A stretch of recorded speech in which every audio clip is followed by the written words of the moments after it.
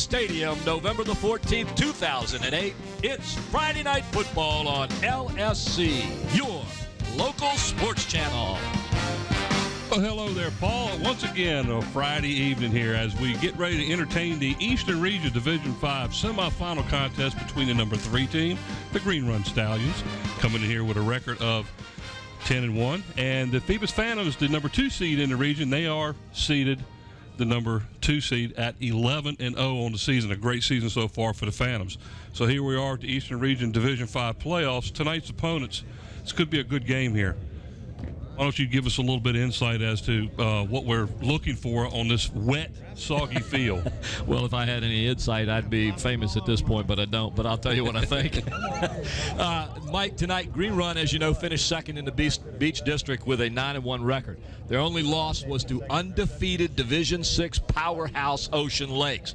Now, the Stallions combine a solid rushing game and a strong passing attack with a defense that relies on speed and quickness to disrupt the other team's offense. In the last couple of games, Green Run has punished their opponents with a passing attack that has put up huge numbers. In last week's game against Grassfield, the Stallions had over 350 yards and 5 TDs through the air. In addition, their defense has produced numerous turnovers, while the special teams has simply excelled out there. However, Green Run is a small team in their skilled positions, and they're going up against a bigger, stronger Phoebus Phantom team, and that's going to be a challenge. Phoebus is no longer a mystery, if they really ever were. 11-0 on the season, they're one of the top teams in the state. Phoebus goes after the battle in the trenches where they have dominated all year long. They come at you hard. They shove the ball downfield by running, and running. Stop them if you can. It hasn't been done yet. And even if you do, they simply go to Taj Boyd, and he goes to the air and spreads the field, and then they reestablish their ground game.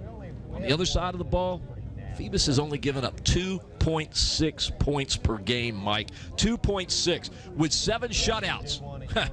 Enough said. Can Green Run stop the Phantoms? Can the Phantoms continue to romp? Stay tuned. We're going to find out. This might be one of the good games of the region. It's not going to be like the blowout that we had in the past week so far. So why don't we, however, take the time to send it down to Brent as he has one of our pregame interviews. Thanks, guys. I'm here with head coach Sean Wilson of the Green Run Stallions. Brings a team in here tonight of 10-1. Coach, before we get into your team, let's talk a little bit about you. You're a 7'5" ball player, grew up in this area. Tell the people where you went to high school and college, if you will. Well, I went to Bayside High School, and I played for Bill King back in 1989 through 1991. And I went on to University of Florida to play for Steve Spurrier. And when you came back and graduated in Norfolk State, came out of that, and then you got into coaching. And just to let the people know, you've been an assistant at 5 different Southside schools, if I'm not mistaken. That's given you quite a lot of experience.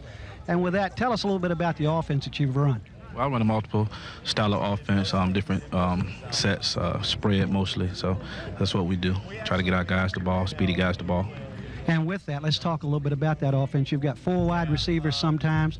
You've got a running back that's run for over 1,000 yards and runs 110. But let's talk about your quarterback a little bit, Simmons, if you will. Tell us about him. Gerard is a pretty good quarterback for us.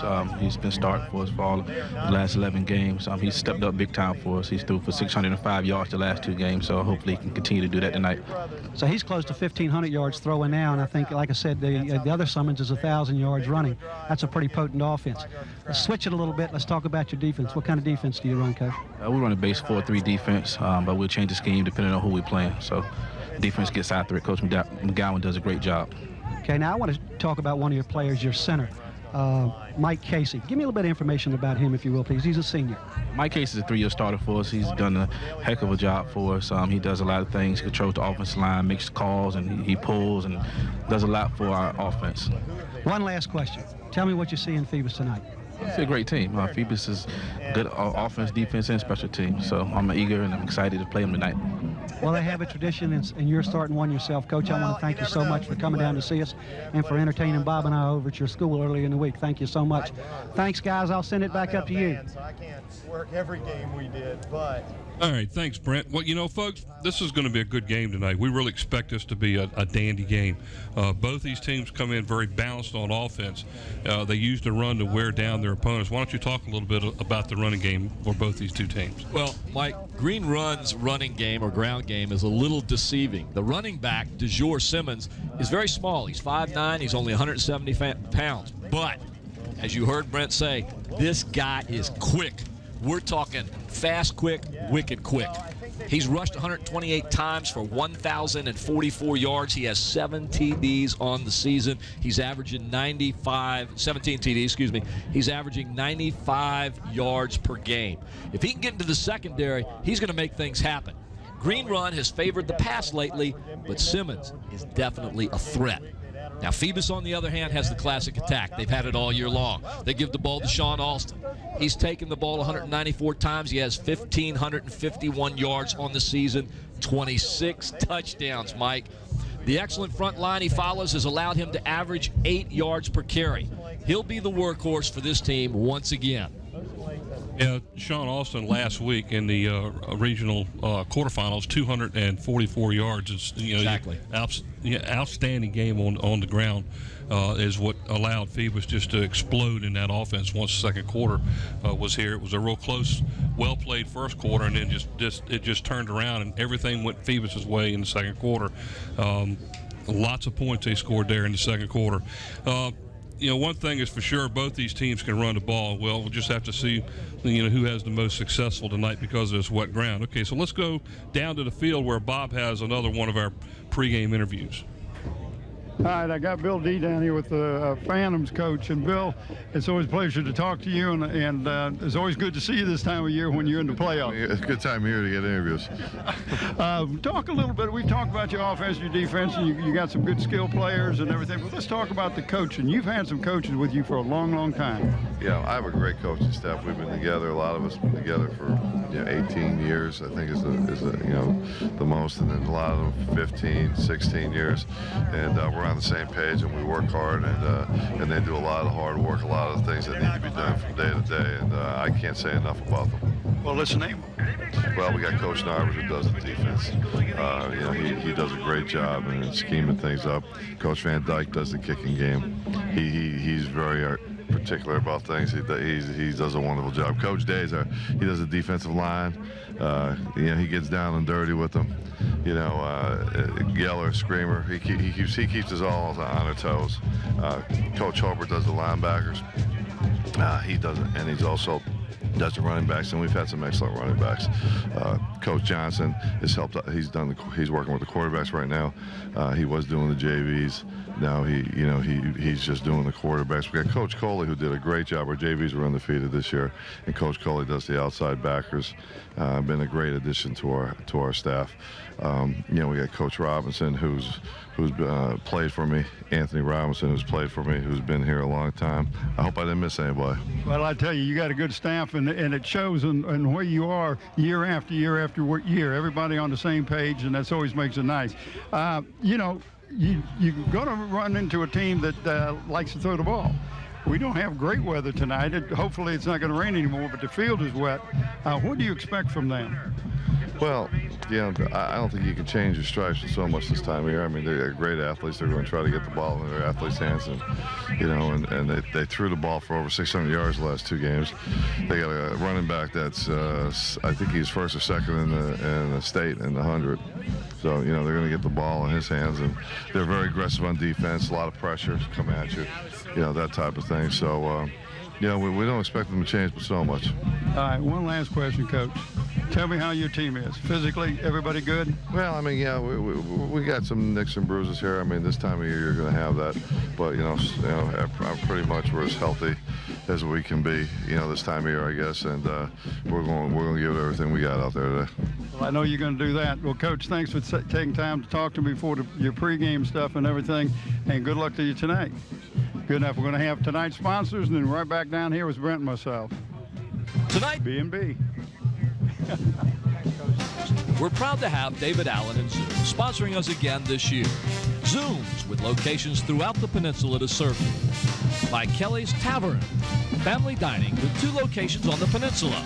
Port Warwick off Jefferson Avenue in Newport News, and their newest location on Coliseum Drive at Mercury Boulevard in Hampton. And by Tidewater Team Sports, located at 11839B Cannon Boulevard in Oyster Point, Newport News. Tidewater Team Sports is your one-stop sports headquarters for screen printing, embroidery, uniforms, and apparel. Call 594-0411 and talk to David Chubb or Terry McNamara. And in part by Beach Hardware, located at 1951 East Pembroke Avenue in the Buckrow Shopping Center. Beach Hardware is your friendly local hardware store with everything you need to maintain your home, both inside and out. And by Eric Thompson, Realtor. Contact Eric to buy or sell a home or property. Give Eric a call at 685-3127 or email him at eric@findhrhomes.com. And by Park Lawn Wood Funeral Home, located at 2551 North Armistead Avenue. Nancy Staten, Director. I'm here with my old buddy Bob again, back on the sideline with the second round of the playoff, Bob. And it's gets tougher as they go along. Green Run team comes in here 10-1, a little bit better record, and we'll talk about them first if you don't mind. They bring in some wide receivers in here. They're real good athletes, according to Coach D. They're a quick team. They got a running back that runs real hard, 1,000 yards. And with that, Bill D's got to come back with what kind of defense, Bob? Well, their defense has been tough all year. And with this field the way it is, it's going to be a little harder to make your cuts if you're a wide receiver. But it's also going to be tough on the defensive backs. The only team that the Green Run lost to was Ocean Lakes, who was #1 seed in Division 6. And the coach, if you remember, said it was raining that night that they lost that game. That's right. But, they have some kids that just do some great jobs in this. Tavon Gatling, 12 interceptions, 28 in his career. I mean, you don't get that in a lifetime. That's just unbelievable. But, Phoebus their defense, I think, is going to be the difference of this game. I think I have to agree with you. I don't think that they have seen a defense as tight all the way across and all the way back as they're going to see tonight, because Phoebus is going to come get you. Their big men are quick, and they're big, too. I think it's going to be a surprise. I look for Green Run, like everybody else, to perhaps give Phoebus more of a game than they're used to in the past. A lot of athletes, great passer from what I understand, and the quarterback and the running back are both very, very fast. Right. So containment's going to be the key for Bill D. Well, the quarterback and the running back brothers, so they come by naturally with their genes. But what's really going to make the difference, I think, in this game is that defensive line. When they come across there, they're going to have to lower their center of gravity a little bit more than they had before, because the field being wet, slippery, you're going to have to make a move. If you're standing upright, you're not going to be able to make a move on anybody that's fast. So you got to lower that center of gravity. Well, having said that, they also got it the other side. Green Run's got to worry about getting down. If Sean Austin can get running downhill, if he can come through that line running downhill, he's already got 1,500 yards. He's going to be a hard load to stop. And, of course, Taj Boyd, his percentage is as good as anybody's in the state as far as throwing the ball. Well, we'll find out if Sean's a mutter. You know what a mutter is. That's exactly right. Well, with that statement, what we'll do is we'll take it back upstairs to the guys and let them take it from here. I know they've got more to add. Well, thank you, guys. Here you go. All right, the B&B brothers, as they, as Brent was talking earlier, the B and the B brothers. All right. Well, Paul, we talked about the running game. What about the passing game? Let's talk about the officials first. What do you think? They are from the Southeastern District Officiating Organization. Sam Warren is the referee. Tim Hedges, the umpire. Rick Clark is the lineman. The line judge is Alex Stukes. The side judge is Tim Little. The field judge is Jimmy Bain. And the back judge is Hans Whittelberger. All right. They are from the Southeastern District. Well, we talked a little bit about the running game earlier, so what about the passing game? In this area, we might see some fireworks tonight. Field conditions, assuredly are going to have a major impact on this with the game tonight. Green Run, they've been very effective recently through the air. They have, Mike. Their quarterback, Gerard Simmons, this is an amazing stat.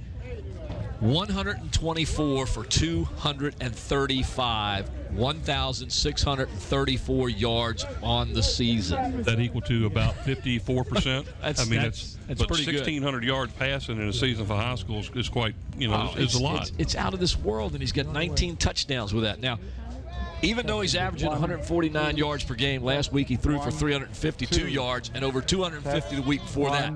That trend could continue tonight depending on how the field pans out with this weather and provided he gets time to throw.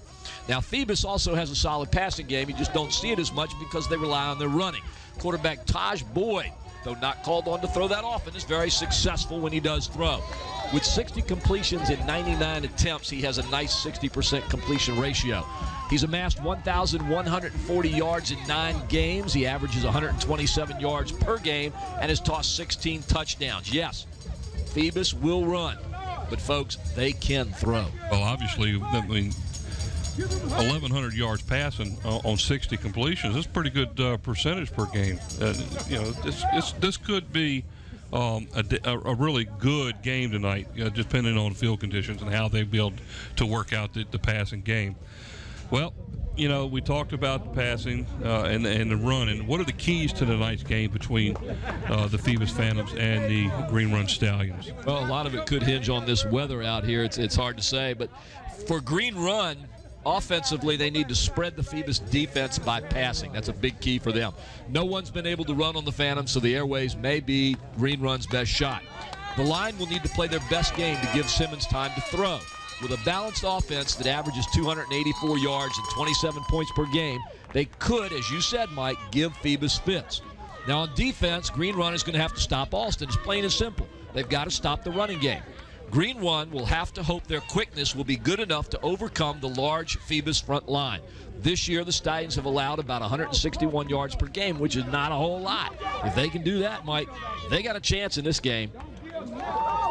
Now, East of Phoebus. For offense in Phoebus, they've got to continue what they do best. They got to run Austin behind one of the finest offensive lines in the region, a big line that knows what they're doing and gives Austin the opportunity to get yardage. If that fails, put the ball in Boyd's hands and let him work his magic.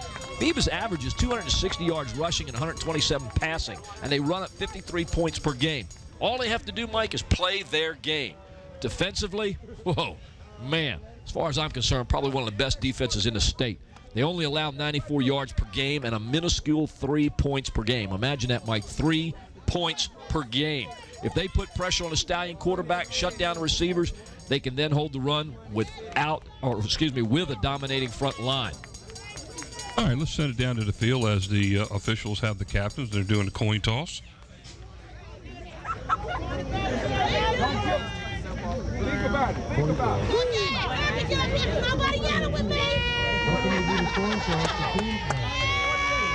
Hey, get hype, yo. Hey, let's go, man.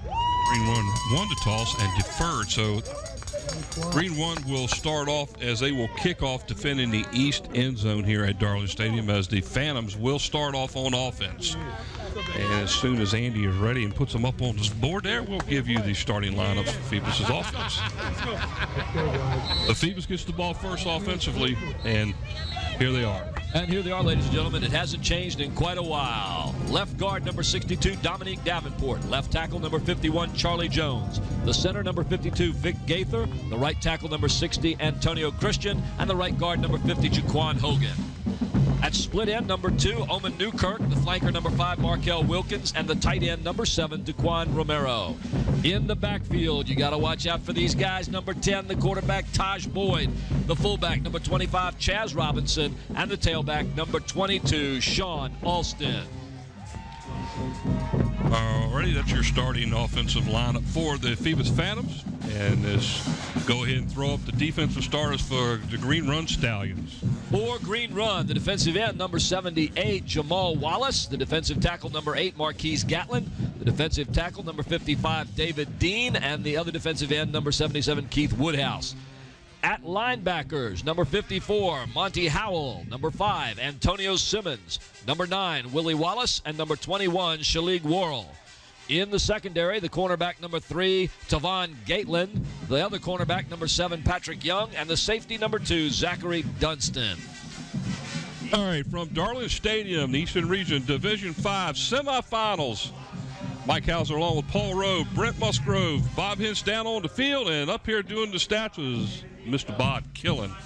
This could turn out to be a good game tonight. Obviously, the field conditions are going to be a major factor here as Green Run will kick off to the Phantoms to start this game. I'm excited about this game, Mike. Unfortunately, you and I have been up here twice where Hampton teams have faced a team from the south side that has had a vaunted passing attack, and we really haven't been able to see that yet. I'd like to see some of this passing and see what happens to it. So the Phoebus Phantoms will receive as they will defend the west end zone here at Darling Stadium. As you see it on the screen, Phoebus will be moving left to right. As the field, looks like the field has soaked up a lot of the water as we came here this evening. There was a lot of water laying up, and we could really see it. If you can see a little bit of the water on the sideline there next to the bench, it's quite muddy right there in front of the, right on the sideline. There's a good shot right there where you see the coaches for walking Phoebus in mud. No doubt they'll be washing tennis shoes after tonight's game, that's for sure. Yeah.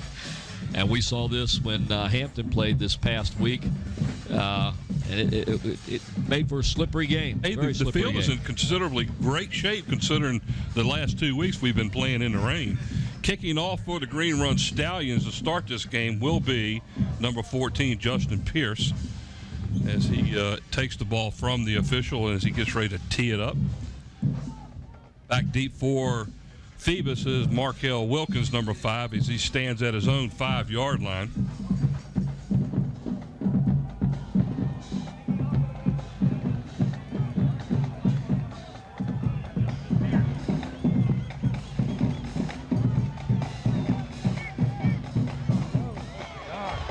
Kick is short, taken at the 35 by one of the up men, and he's down after a gain of about 4 to the 39. So Phoebus will start 1st and 10 from their own 39-yard line.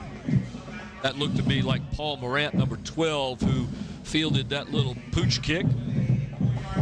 So Green Run trying to start something here and catch Phoebus sleeping. Well, I'll tell you what, all that did was give Phoebus excellent field position to start the game here at their own 39-yard line. 1st and 10 here at Darling Stadium. The rain has stopped for now, and I believe they're saying that it should be gone for the rest of the evening. Arrive again tomorrow. But boy, did it rain earlier tonight. I mean, it just, when we got here this evening, it was raining pretty good. Taj Boyd, I believe is that Davenport on the take, and there is a flag down right here.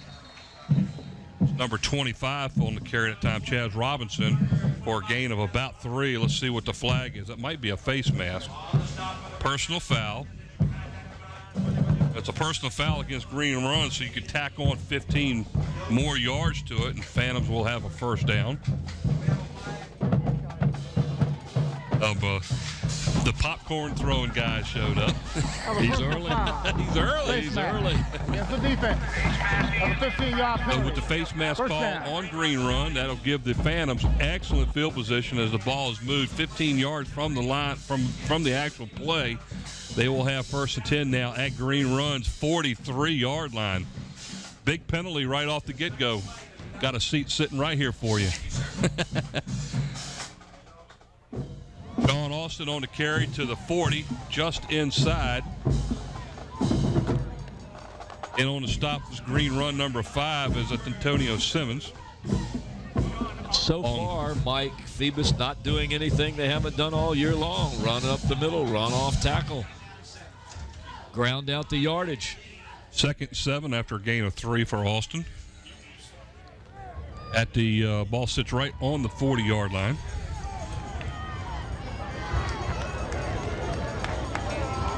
As Robinson, the fullback, Austin is in the eye. 2 wideouts to the far side of the field. There's a handoff to Austin again up the middle. A big hole. He was a half a step away from going all the way on that one. As he's brought down by the Stallions, number 3, Tavon Gatlin. Big gain on the play. Good for another first down to about the 28-yard line. Once again, the Phantoms front line opening up holes for the running backs, getting the good blocks. Phoebus simply moving the ball downfield. 1st and 10. 2 wideouts this time to the near side. Newkirk is one of them. There's a pass that was incomplete to Markel Wilkins. Looked like it hit him right in the chest and bounced off. I mean, that looked like exactly what you said. I wonder how close that was to being a backwards pass. Let's see it again. Watch this play right here from ground level. Taj Boyd just turns right around. Watch the pass. It hits him right in the chest, and he just can't hang on to it. He turned around and looked downfield before the ball reached him, and I think that probably threw him off. Great picture on that replay there. Mike Nowinski does a good job with the replays for us. 2nd down and 10, wideouts, 2 to the near, 1 to the far, in the eye again with Sean Austin as the tailback. Fullback is Chaz Robinson. Back to hand off to Austin up the middle, breaking a few tackles. He's close to a 1st down, and it depends on the mark at this point. You know what was amazing about that play, Mike, is they had the blitz coming. They had 3 guys coming from the right side of the screen. Look here on the right side of the screen. The blitz is coming. Phoebus goes off the left-hand side, and there is good yardage there because there's nobody back in the secondary because of that blitz that time, and Phoebus picked it up and was able to turn it into positive yardage. Gain of 11 and a 1st down for Phoebus on the stop DeJour Simmons for Green Run Stallions, as it looks like one of their players is limping off the field, and that is number 95, who I do not have on here. Number 55, David Dean. 55? 55, David Dean.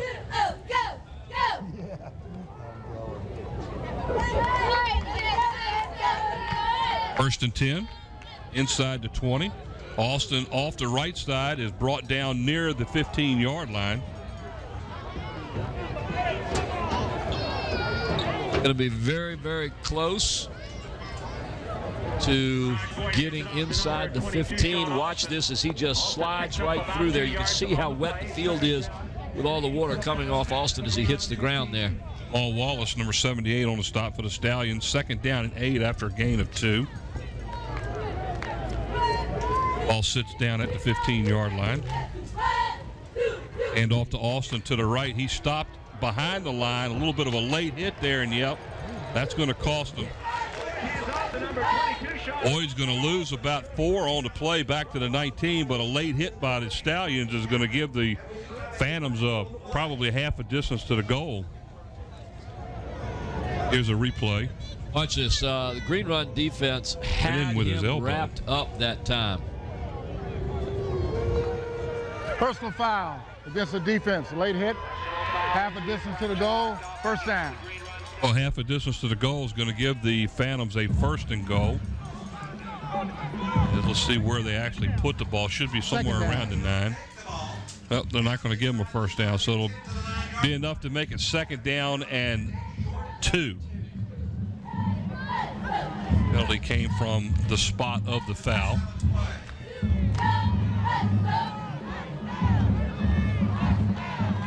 Three backs in there now. There's Austin following his blockers, gets around, goes in, and he scores. So the Phantoms score first here in the 1st quarter. 9:04 to go here in the opening period as the Phantoms now on the run by Sean Austin lead 6-0. Folks, you're simply looking at Phoebus football, right? Look at the hole there. Look at the great blocks. Chaz Robinson leading that play through there. Just a simply marvelous job by the Phantoms line and by Sean Austin, who knows how to run. Eric Crocker out of the hold of Paul Morant for the extra point, a little bit high. Looks like he kicks this one right into somebody's back.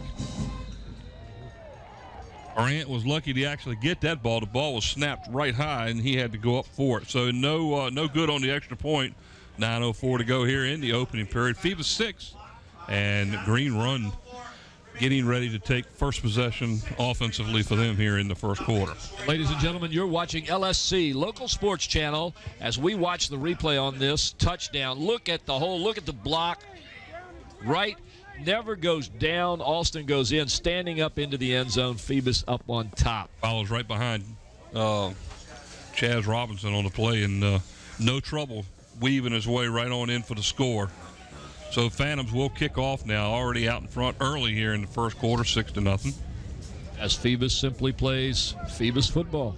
Like we said at the top of the broadcast, they're going to run, they're going to run, they're going to run, they're going to shove it downfield, and you got to stop them.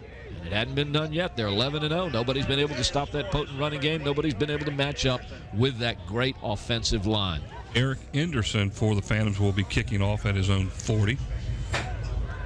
I believe with that offensive line that Dr. Rousseau could probably take a football and get about 5 yards. They'd open up a hole to be good for 15 minutes. Dr. Rousseau would take about 5 minutes to get through there, and then he'd stop because he'd be tired. George Simmons and Tavon Gatlin back for Green Run. And here is the kick. Line drive. They're going to try to keep them from having the speed out there. This is Gatlin on the carry. And he's brought down by the Phantoms, number 32, and that's Khalib Taylor. So let's go ahead and put up the offensive starters for Green Run. Before being brought down by the Phantoms, number 32, Caleb Taylor. All right, here's the replay on that kickoff. He mishandled it a little bit. Look at this. They get to him, and then boom, nice hit by number 32 of the Phantoms. Here we go in the shotgun. Gerard Simmons, the quarterback, as this we didn't know that this was going to be a no-huddle offense today. Was that talked about? They get lined up and then look over at the coach. There's a pass across to the right side. It is completed just shy of the first down.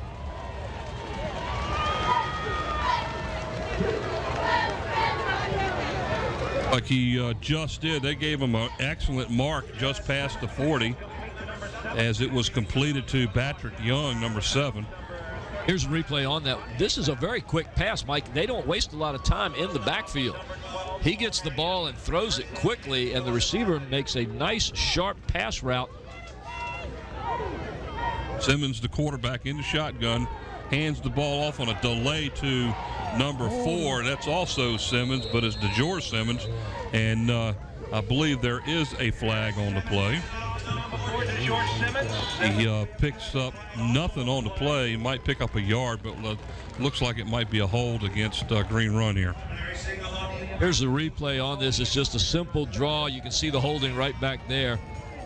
Well, at least I could anyway. It was real quick, but Some holding against the offense. 10-yard penalty. Still first down. A 10-yard penalty came from the spot of the foul, so not only did he lose the yard that he picked up, he ends up with a 12-yard penalty on it as his ball's moved all the way back to the 28-yard line. Make it first down and about 22 now, as they need to get the ball all the way to midfield for a first down. Gerard Simmons, the quarterback, 4 wideouts, 2 on either side of the ball. Back to pass. Being flushed and sacked on the play, and the ball came loose. See who ends up with the ball. Looks like Simmons may have got the ball back again. But a big loss on the play all the way back to about the 20.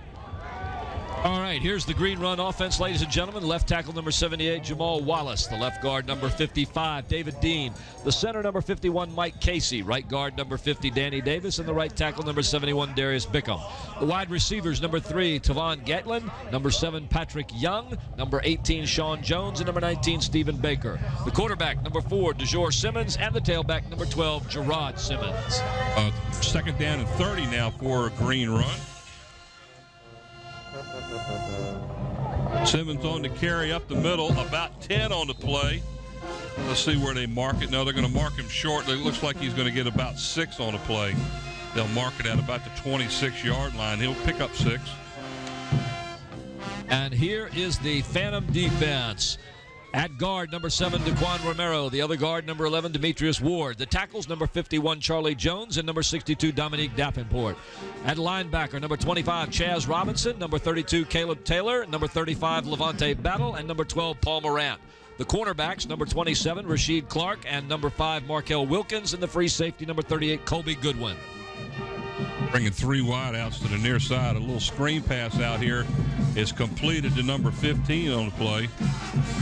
And not much there. Make it number 19 on the play, Stephen Baker, as he is tackled right at the line of scrimmage. That'll bring up 4th down and about 24 for the Stallions. Here's the little screen, but you watch as number 5 comes in there to stop the runner, and then finishing him off, Demetrius Ward, number 11, along with Levante Battle, the linebacker, number 35, as Phoebus had that one smelled all the way. Justin Pearson to punt now for Green Run. Number 38 for the Phantoms back deep. That's Colby Goodwin. Punt is low. Line drive kick. Gets a Green Run bounce down to about the 32-yard line, where Goodwin will let it sit there. And Phoebus will take over. 1st and 10 with their second offensive series here, as we have our usual guest up here. Dr. Russo, how are you this evening? Good evening, gentlemen. How are you today? Absolutely fantastic. Drier than some of those guys out on the field. Well, I want to let you guys know I talked to all 3 coaches this morning, Coach Smith, Coach D, and Coach Nelson. Wished them the very best of luck, and told Coach D and Coach Smith that we expect to see them next week here at Darling Stadium playing for the regional championship, and wishing Coach Nelson the very best. He can go to the regionals in, I guess, Division 6. Yes. Crabbers over playing Lake Taylor this evening, and we will bring you up to date on that as we hear it. Wouldn't it be nice to have all 3 teams in the finals? The trouble is I can't get to all the games. That's Here's Austin again on the carry up the middle. Met right at the 35-yard line by the Stallions, number 9, Willie Williams. There is a flag on the play. Once again, folks, it's almost like I'm being very repetitive up here. The Phoebus front line is overpowering right now the Green Run defensive line. Sean Alston is following his blocks. He catches the seam, and he just chews up the yardage, which I know is hard to do today because the field's so wet. That's the offense. The 5-yard penalty. 1st down. So 5 yards they lose on the penalty, and it'll bring up 1st down and 15 for Phoebus. Yeah, the Crabbers taking on Lake Taylor over at Lake Taylor tonight. They win that game, they will be playing for the regional championship game. If Phoebus happens to win tonight, then we will play it here. If Crabbers are not successful and Phoebus is, Phoebus will have to travel over, and I believe they will play that at Harbor Park. Austin on to carry up the middle, a gain of maybe a yard on the play, and that's about it. 2nd down and about 14 for the Phantoms. This time Austin off the right side, picking up about a yard or 2. This time Green One was able to stop him without a whole lot of damage. We got a first score over at Hampton High School. Hampton's up 7-0 first there quarter. There you go. Crabbers up 7-0 early in the first quarter over at Lake Taylor.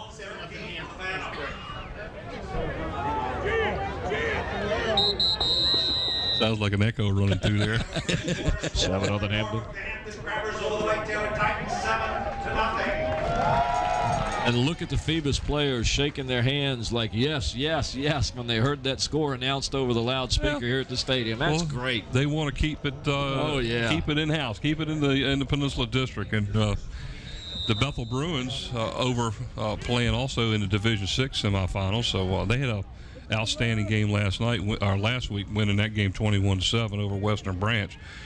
Here's the first pass that is completed, and that is a pass from Taj Boyd to number 5, Markel Wilkins. Looks like he's going to pick up about 5 on the play. See where they mark it. 3 on the tackle, Tevon Gatlin for the Stallions. That'll be a gain of about 4. That's going to bring up 3rd and 9.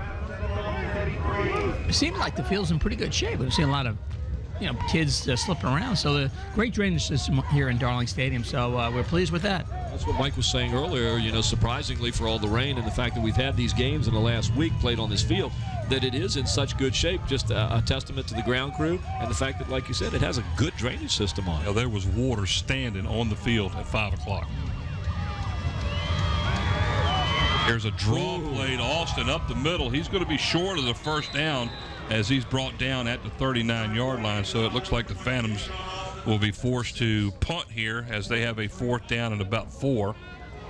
That was a very good play by the Phantoms. Boyd sold that play, and it was only the quickness of Green Run that gave them the ability to stop that and keep Austin from getting the 1st down. Super play on both sides of the ball that time. Paul Morant now back to punt the ball for the Phantoms.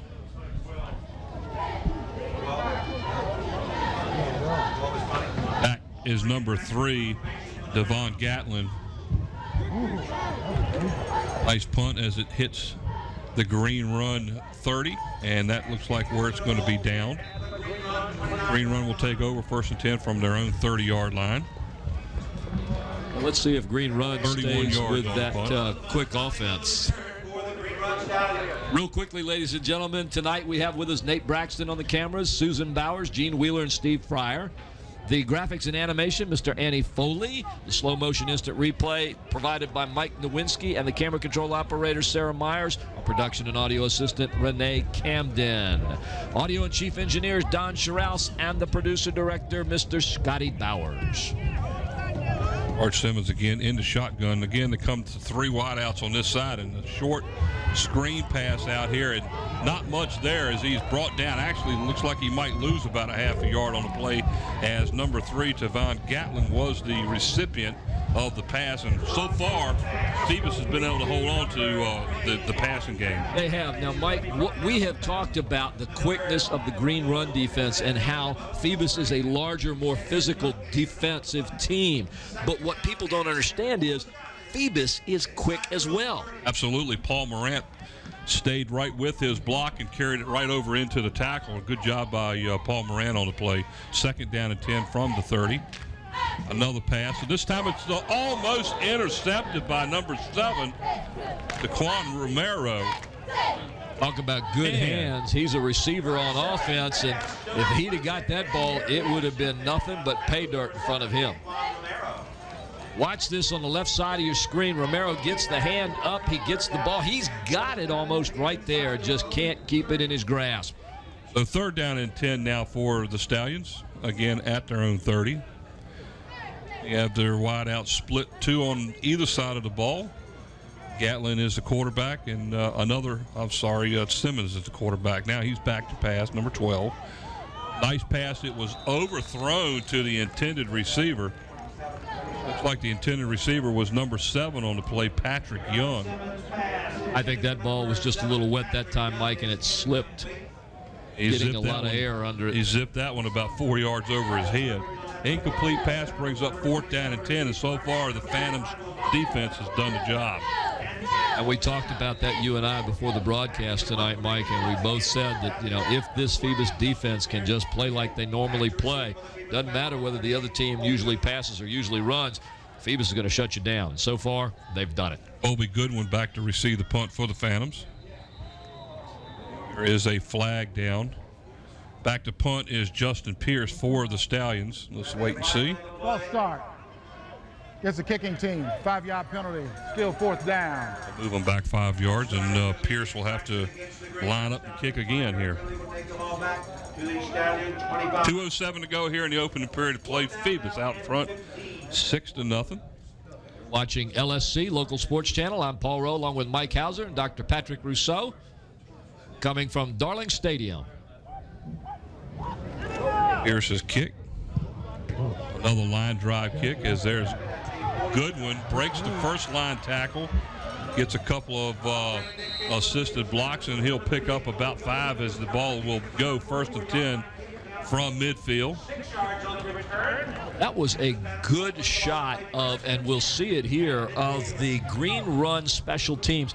Now, while I was doing the research trying to find information on this team, Mike, one of the things I did hear from people was that their special teams are excellent.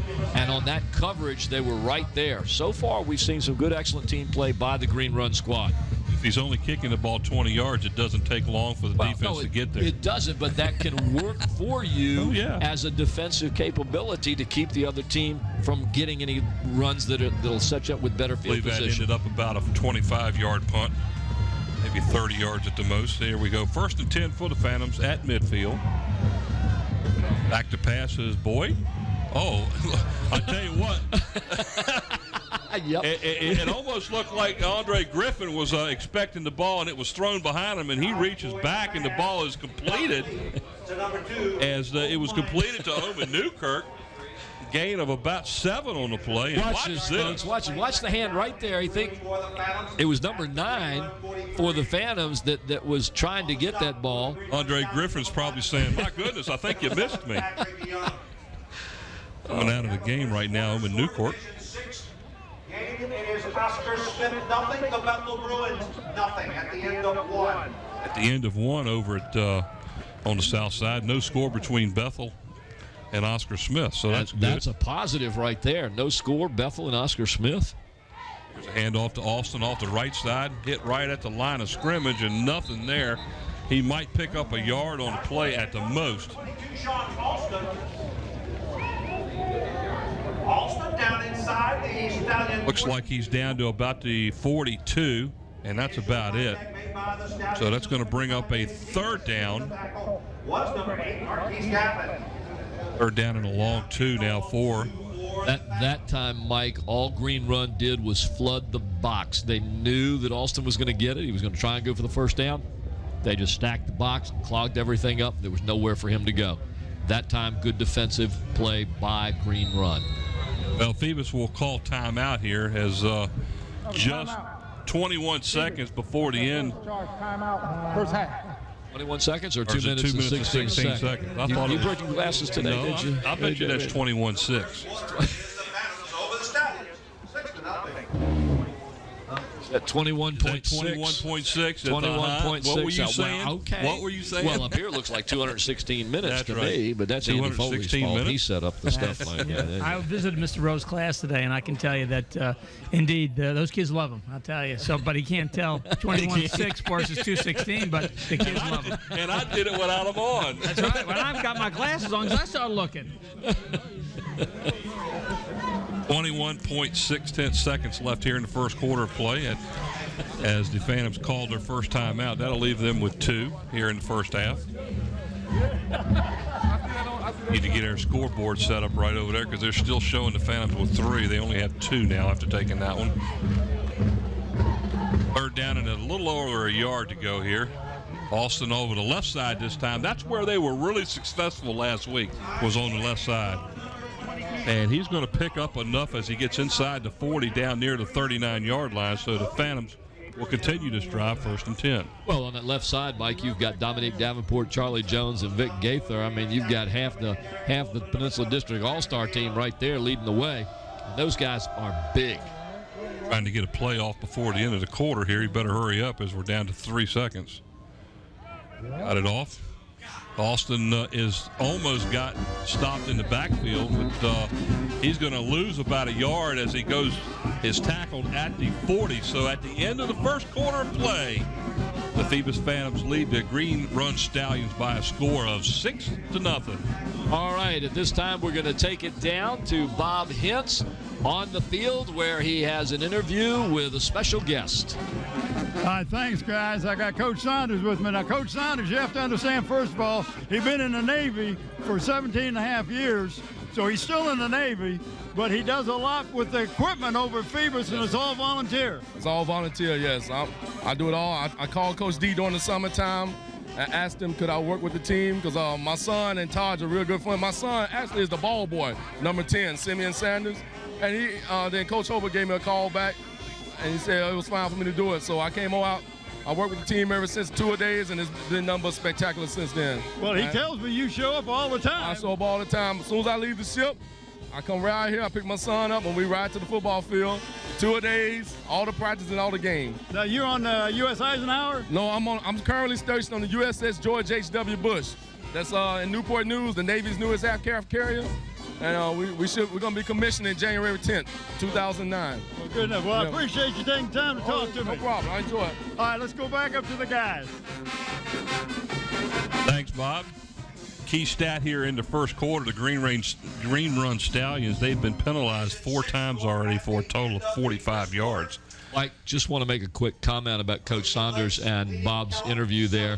You're looking at community involvement with the schools here, Dr. Rousseau, as this coach is in the Navy. He's a veteran. We've just had Veterans Day. He's making the time to come out and share his knowledge of the sport with the kids. And that's something that the city of Hampton has done for a long time, is involve the community in the education and sports academics of the students.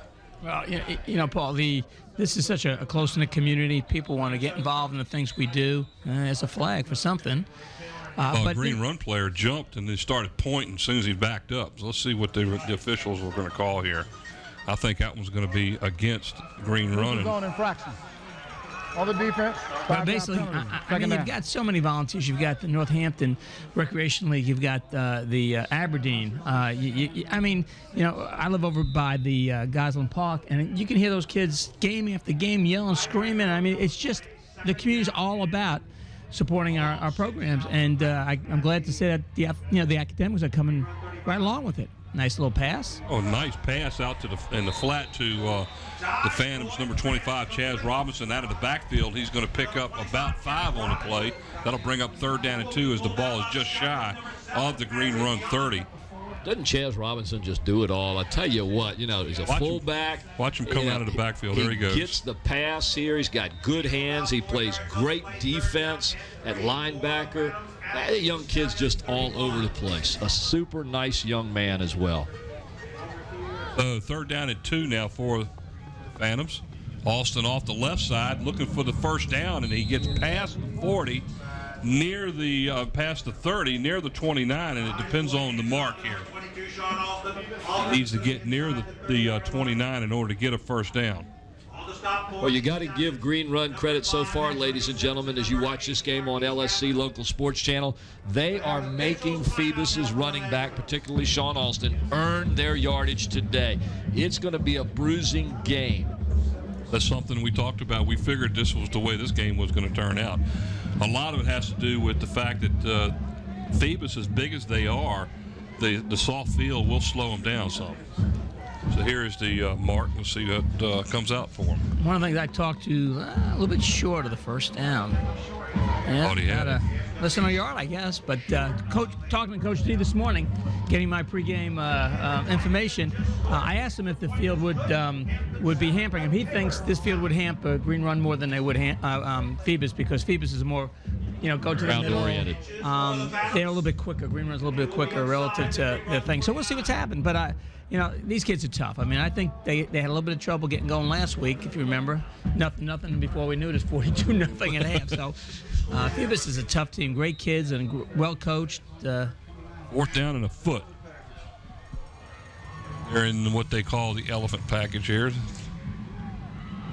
Off his 2.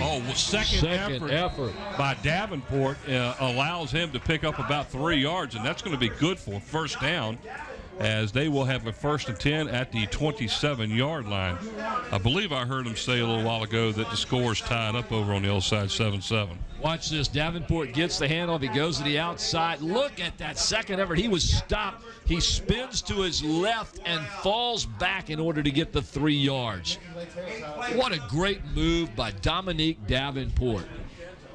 You see one of the fans that has come out to root on the Phoebus Phantoms here. We appreciate everyone coming out to watch this game tonight. 1st and 10 Phantoms. Pitches back to Colby Goodwin as he breaks a tackle or two, but there is a flag on the play. And I tell you what, that flag came awful fast. I think we may have a holding there. Goodwin's run off the right side is coming back. Here you see the quick turn in the pitch. The flag comes in right about there. That was awful fast flag to be thrown in there, but that's going to cost them 10. Holding on the offense. 10-yard penalty. 1st down. Action that was to be scheduled for tonight has been canceled due to the weather and will be. So it was a 10-yard penalty from the spot. It's going to be about a 1st down and 21. Don't worry about that. Now what do we have? As the ball sits at their own, at the Green Run 38-yard line. Early in the second quarter, Westfield 13, Chantilly 7. I understand Lake Taylor has come back to tie the Crabber, 7-7 in the second quarter. And off to Austin, off the left side. Gain of about a yard at the most there, and he's down by the Stallions, number 9, Willie Williams. That's Goodwin on the carry. I'm watching the Green Run Stallion defense start to get into a rhythm here now, Mike. Looks like their outside linebackers are staying home and waiting for that outside cut. They are, and they're stacking the box a little more in the middle, trying to force Alston to the outside. And when he goes there, the backers are there, and the defensive end is shutting down the inside lane. The extra point, no good. Oscar Smith 7, Tuttle 6. Let's go. Back to pass. Lofted. It's intercepted by Green Run. Number 7 on the play, Patrick Young, as the ball was underthrown by Taj Boyd. So we have our first turnover in the game as Green Run will take over 1st and 10 from their own 29. That ball looks like it was just kind of lofted up there, kind of what I call a slow pass.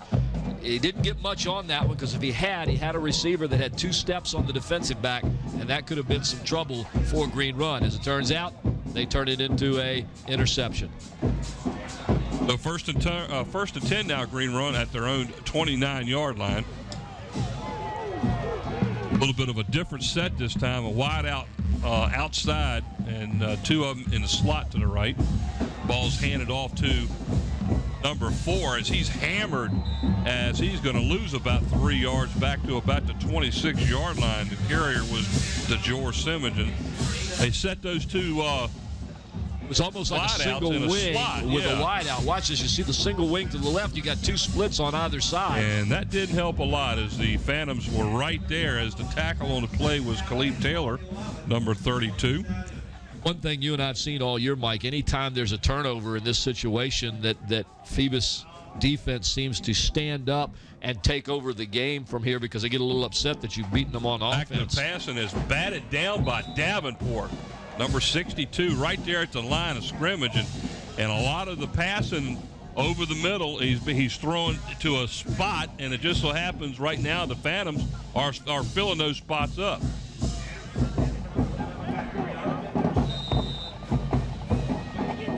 Incomplete pass now will bring up 3rd down and 11 for the Stallions. 3rd down and 11.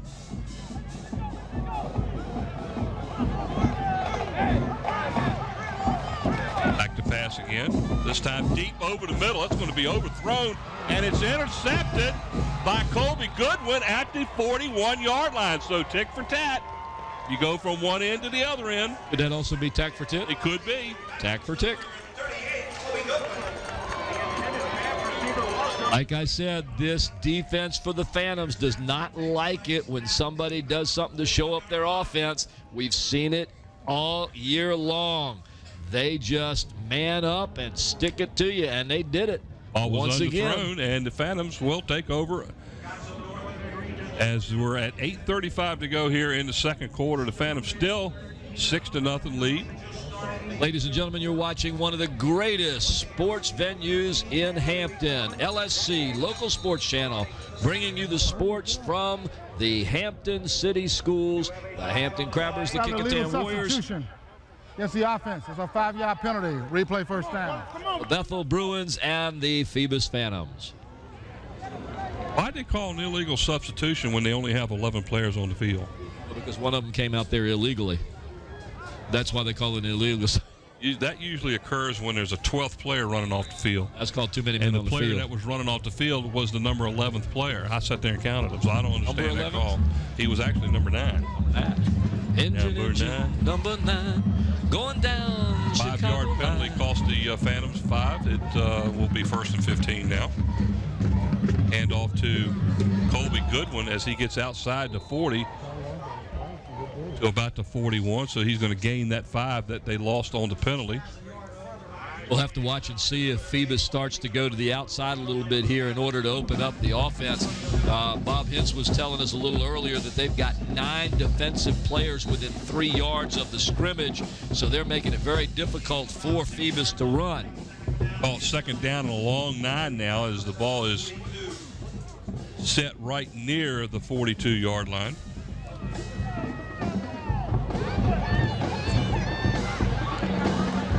There's a pass out here to the flat. It is incomplete as looks like it's is incomplete as it was thrown a little bit short. The intended receiver was Andre Griffin. That's going to bring up 3rd down and 9 for the Phantoms. Bob out there on the field says it's clearing up a bit. Look at that. Now, that's not a light from the stadium, ladies and gentlemen. That's the moon. There's a moon out tonight. Wah, wah, wah, wah. Actually do that on the air, too. And why not? 3 wideouts this time, 2 to the far side. Back to pass. The screen pass, and look out. Ooh. It was intended for Colby Goodwin, incomplete. And number 21 was definitely on the play, Worrell, for the Stallions. That's going to bring up 4th down and 9 as the Phantoms look like they will go into punt formation now. Green Run with some good pass defense here. It's been very difficult for the Phantoms to get anything done in the air so far. Of course, the weather affecting both teams when it comes to that. Had that one set up quite nicely. Back to punt now is Paul Morant. By the way, Dr. Rousseau, you can join in and sing with me anytime you want there. We'll do that. You know, Scotty said it would be all right. A short kick as it bounces at about the 38, gets a Phoebus roll, and it looks like it's going to be down at the 33-yard line. So Green Run's defense is coming up big here in the second quarter, and right now the offense, Phoebus, is struggling a bit. Well, I mean, obviously, I think it's a well-played game thus far. I mean, it's 2 good teams, and Green Run's quick as heck, and Phoebus is going to adjust to it. And, Mike, I hear there'll be auditions for your partner for next year. Is that right? Man, is he auditioning now? Well, no. I mean, your present partner may be taking a hiatus, I believe. I think he's trying to say something to you, Paul. Does that mean there's a conference I've got to go to somewhere for a long conference? Number 4, Simmons on the carry back to about the line of scrimmage, and that's it as the Phantoms just swarm them. Leading tackler on that play, Markel Wilkins, number 5, and he's going to pick up less than a yard, I think, on the play. Let's see where they mark it. It's one thing to be quick and fast. Unfortunately, this young man is running on a little bit of a slower field tonight, and Phoebus is prepared for him, and they're not giving him much room to run at all. Give him a gain of a yard, make it 2nd down and 9. And they look to the coaching staff to make the call of the play. 2 wideouts to the near side. Simmons in motion. Screen pass, and it was tipped at the line of scrimmage by number 7, Daquan Romeo. And what's that, 3 passes tonight so far? Romero. Look at this. Little wobbly. Yep. And tipped. Romero does a good job defensively for the Phantoms. That brings up 3rd down and 9. You know, if NFL games had camera shots like we get here, I'd probably watch more NFL games on Sunday than I do. But they don't have the great camera crew that we have. Simmons in motion. Back to pass. Long down the left sideline. Overthrown again as the intended receiver was number 19, Stephen Baker. On the coverage that time, double coverage was number 12, Paul Morant, and also Markel Wilkins, number 5 for the Phantoms. Incomplete pass will bring up 4th down and 9 as the defenses on both sides right now are taking control of this game. This is something we haven't seen in a long time. 6-0, halfway through the second quarter. By this time, Phoebus usually has 20, 30 points. Back in punt formation is Justin Pierce. Again, a line shot kick as it's to the far side over there, and it rolls down inside the 35, and it's down at about the 33. Looks like a holding penalty is going to be called against Green Run, and that's going to bring it back, and they're going to push him back 10 yards. What you got there? Quarterback for Green Run, Gerard Simmons, is 3 for 9, has a total of 10 yards with an interception. The young man is averaging almost 200 yards a game passing, has 10 yards. Had 352 yards last week, but last week it was a little bit drier. Well, no, it wasn't either. We have a hold. It was on Friday. On a kicking team. Okay, that's right. They played Friday night. 10-yard penalty. Crabbers played here Saturday afternoon in a pretty rainy situation. Actually, it rained all the way until about halfway through the third quarter, and then the sun popped out. I tell you, I know I keep harping on this, but just, what would this game be like if we had a dry field? Turf. Pierce again in the kick for Green Run. But better kick this time. This Colby Goodwin will let it bounce. And did you see the ball just stop right there at about 38? And it will roll dead at the 37. So actually, Phoebus picks up about 5 on that play by letting the ball just roll where it stopped. 1st and 10, Phoebus from their own 32. And Paul, you bring up a good point. The exact reason why we're looking into the artificial turf at Darling Stadium is because on nights like this, you can have as much rain as you want. That field is dry, it's playable. I mean, it's just a little bit of a disadvantage for the kids at this point to play on a great field for the amount of rain we got today. Oh my goodness, it's in great shape. But that's one of the advantages, and we'll consider it very seriously for next year. Well, the last 2 weeks, both playoff games we've played in pretty wet weather. 1st and 10 for the Phantoms. Hand off is to Austin. Breaks off of one tackle and runs right into the hands of number 5, Antonio Simmons. And I tell you what, we're going to hear a lot of Simmonses tonight because there's three of them that start for Green Run. The running back, the quarterback, and a wide receiver. The 2 wide receivers and the quarterback are brothers. Or linebacker. I tell you what impresses me a lot about Green Run, too, if you see how quick they are laterally to the ball.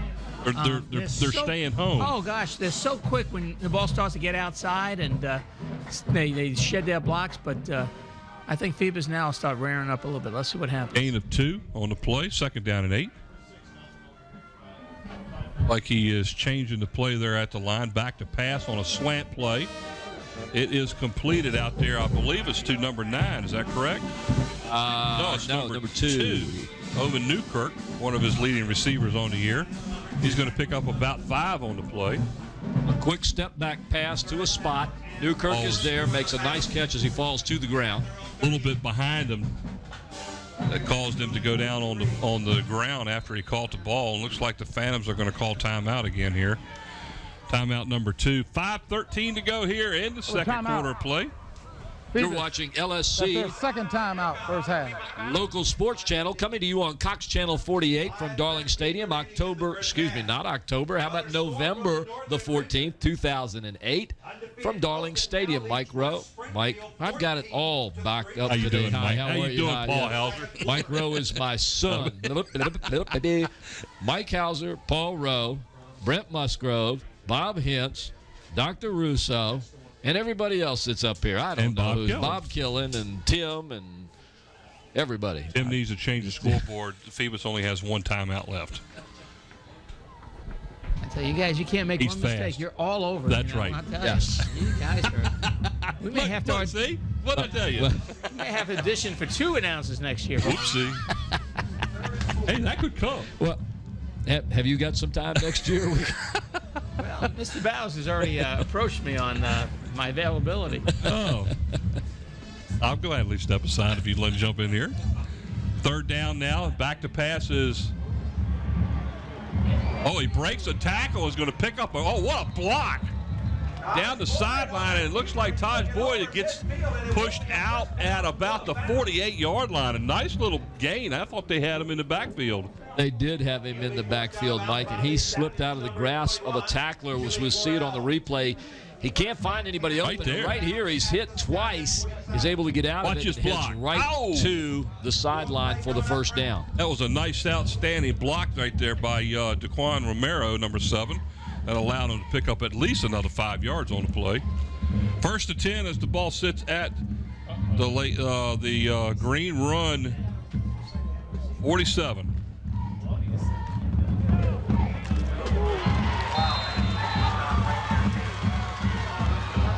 Mike, we just got a little update on the Hampton game. Hampton losing 20-7. Wow, it was 7-7 a little while ago. It was 7-7. It's now 20-7. Hampton on the small end of that as we see the replay here. Ooh. Nice dive on that tackle by Green Run. And that was Colby Goodwin on the carry. Not much there. He's going to lose about 2 yards as number 8 on the stop, Marquise Gatlin. So that doesn't sound good for Hampton after they're jumping out to a 7-0 lead. Now 20 unanswered points by Lake Taylor. 2nd down at 12. Back to pass is a screen pass. Oh, then they had that one played well. as it was defended quite nicely by number 3, Tavon Gatlin, as the pass was a little bit short and not much going there as it was completed to Colby Goodwin.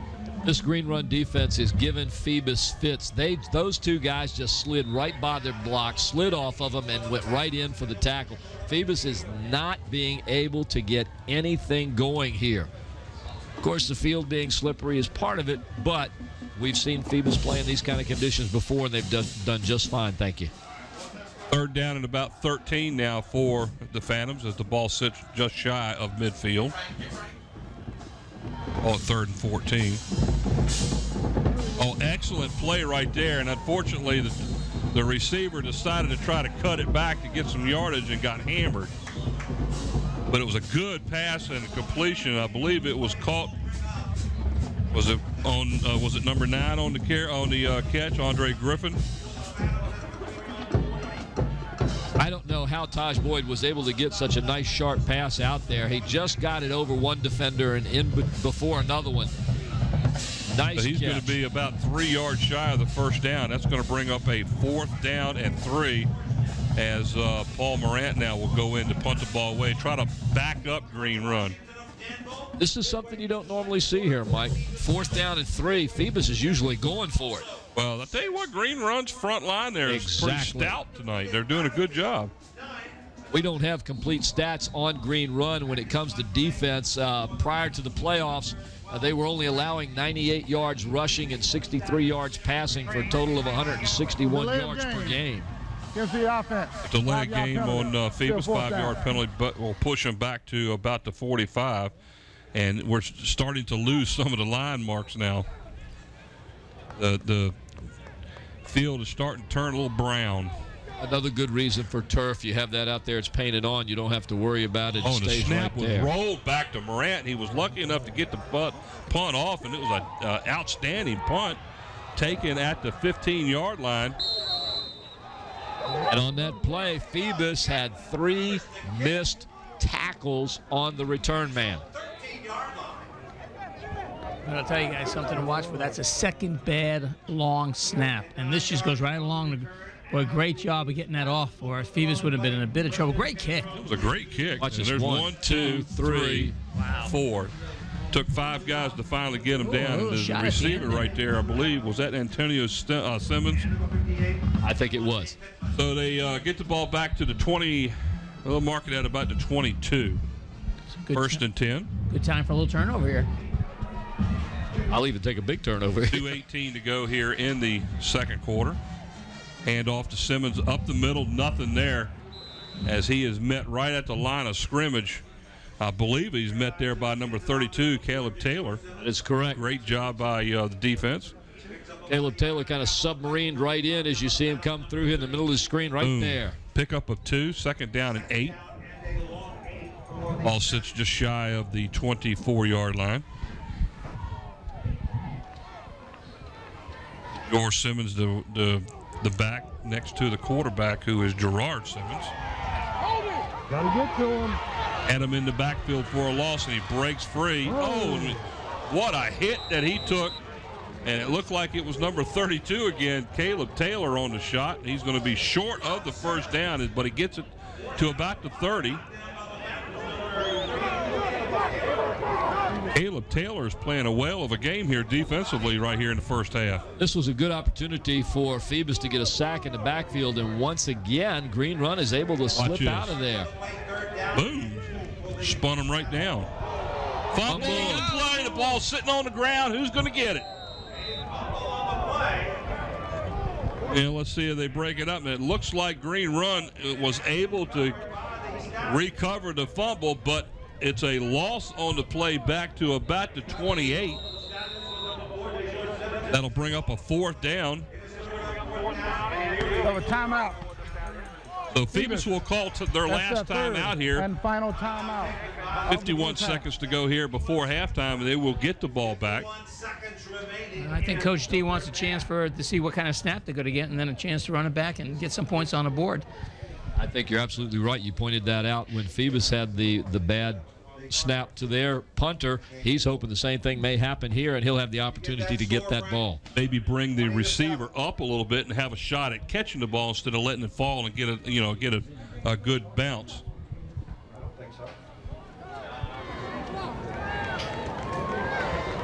Bob Hintz has just given us a little insight. He's noticed that Green Run's kicker is a 3-step kicker, and at this point, if Phoebus can get back there, that's going to give them an extra step before the punter releases the ball, and if they can get to it, they could block it. Standing at his own 43 is Caleb. Justin Pearson, punt from Colby Goodwin back there. Here they come. Oh, they had him. That's exactly what we were talking about. And guess what? Down he goes. The ball was snapped high and right through the middle. And was that looks like Caleb Taylor again through the middle. Watch this, ladies and gentlemen, a high snap, and he's not got any room to do anything with. Phoebus blitzed on that one. They had an open man come right through the middle. That was Levante Battle right straight up the middle, and he would not have had a chance of getting that one off. So we got to thank Dr. Rousseau, who told us to look for that bad snap, that Coach D was probably preparing for that, and Bob Hintz, who realized that the punter was taking 3 steps, and they called that one, ladies and gentlemen. We're going to change microphones with you guys. Well, 45 seconds to go here before half. The Phantoms have excellent field position, 1st and 10 at the Stallions' 20-yard line. Back to pass. Give and go, and it's excellent defense. As the ball was intended for number 5, Markel Wilkins. The defense on the play was number 7, Patrick Young. And he just does get his hand in there to bat this ball away. Watch this right there. Ball he was doesn't right on do target, that. too. Phoebus has 6 points. Great defensive play. Boy, that was 39 seconds to go before the break here at Darling Stadium. Still 6-0 Phoebus. 2nd down and 10. The ball sits at the 20. Well, we can say this now, I guess, after the half, since we've only got a few seconds to go. We heard that Green Run's defense was good. They've showed it. They've definitely showed it. This is a ball game here, folks. 2 wideouts, 1 on either side. Taj Boyd back to pass again. A little short pass over the middle. Touchdown, Phoebus Phantoms. Chaz Robinson out of the backfield, right down the middle of the field. There was no defensive player anywhere around him. He was left by himself. Chaz Robinson, the fullback, just kind of snuck right out of the backfield.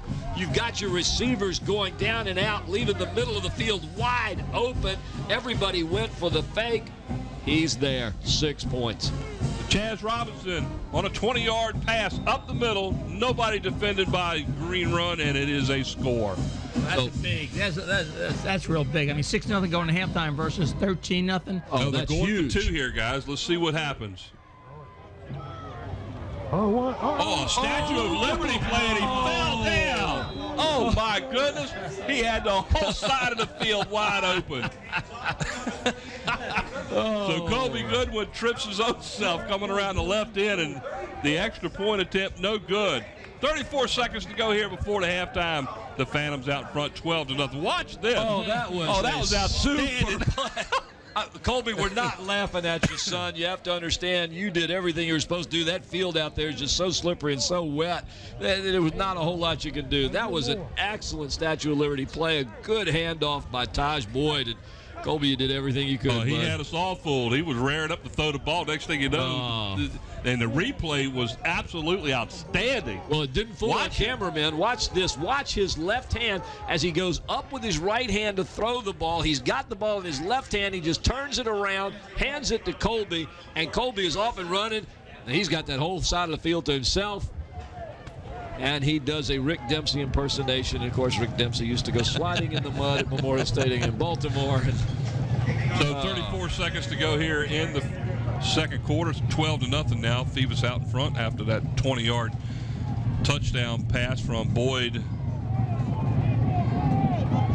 Chaz Robinson. And that play, by the way, was set up by Dr. Patrick Rousseau and Bob Hintz. Watch the punt. That's exactly what happened. So watch the little pooch kick here. Like Phoebus was offsides. So they're going to bring it back 5 yards and have to make them kick it again. We've had more penalties in tonight's game than we've had in the last 2 or 3 games, and part of that is due to the weather.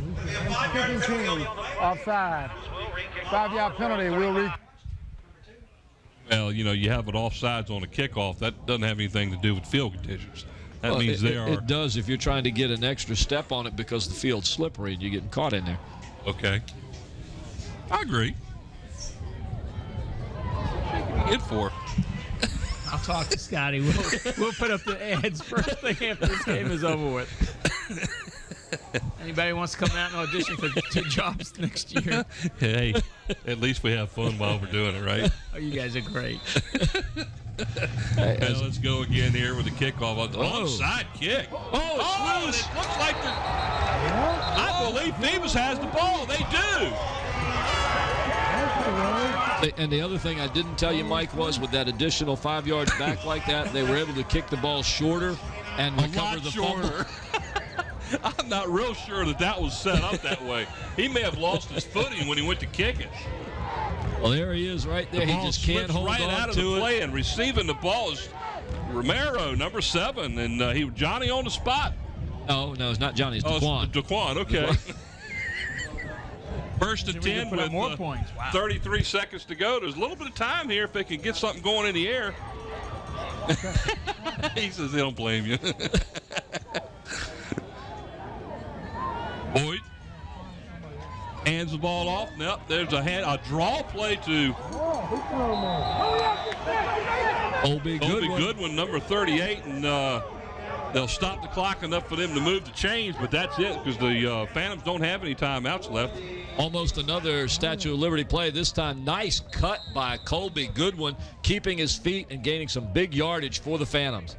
And Boyd went up there and took the snap and downed the ball, so they stopped the clock. Second down at 10. There's 22 seconds left. Enough time here for them to get something up, another score on the board. If they get another first down, it might be a good enough time for if they can get up and stop the clock again, try for a field goal. Let's go, baby. Another first down would get them in the field goal range. Oh, yeah. Bob Hintz on the field said it might be a good time to just head to the end zone, too. Just throw it up there and see what you can get. Yep.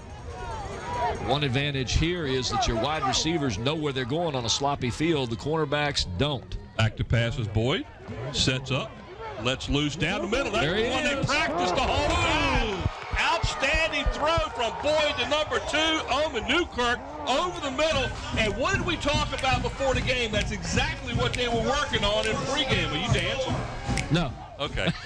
What a pretty pass. Watch this play. What a pretty pass. He sat and waited for him to get open. And notice how much time he has back there, Look Mike. how much room Look at he the had. run. And as I just said, the advantage goes to your receivers. They know where they're going. The cornerbacks are going to have a hard time with their footing. And he just split those 2 corners, was in the end zone. Great pass by Taj Boyd. Did we not say? That's if right. They can't get the running game going, Boyd will take charge. Crocker is for the extra point. It's up and good. So with that, they now lead 19-0 with 15 seconds to go. And look at this. Last 2 touchdowns took how long? 11 seconds and 18 seconds. That's pretty efficient. 29 seconds, 2 scores. And that onside kick, whether it was on purpose or not, but watch this pass. Look at this, folks. He splits the 2 defenders. Boom. What a great route by number 2, Omen Newkirk. Timeout is now called, it looks like, by Green Run. We have a timeout. Timeout. Yep. Green Run. That's their first timeout. First half. 15 seconds to go before the halftime, and the Phantoms have opened it up in the last minute of the first half. Yes, they scoring have. Twice. You're watching LSC Local Sports Channel as we bring you the Division 5 playoff semifinal game from Arlen Stadium. Arlen Stadium in Hampton. 2 scores within 20 seconds total. After we had such a great defensive struggle, I think, again, Coach Bill D needs to talk to Bob Hintz and Dr. Rousseau They are just. They had great ESPN up here. They knew exactly what was going to happen. And ESPN? Yes, ESPN. That's a new terminology that we use in the classroom. It's sports extrasensory perception. Okay. By the way, great replays today brought to us by our slow motion instant replay man, Mike Nowinski. We'd like to thank Mike for bringing us all these great replays from some great camera shots by our camera crew. Mike Nowinski all caught up in the truck back there, stays cooped up all day long. Anderson kicking off short, end over end, taken at the 29 by, I believe, number 7 on the play, Patrick Young. And not a lot there as he stops at his own 34-yard line. There is 10 seconds left here before the half. And here comes another Mike Nowinski replay. As we see this little push kick right to number 7. Ooh, almost got nailed there. So number 7 tackles number 7. That's Daquan Romero.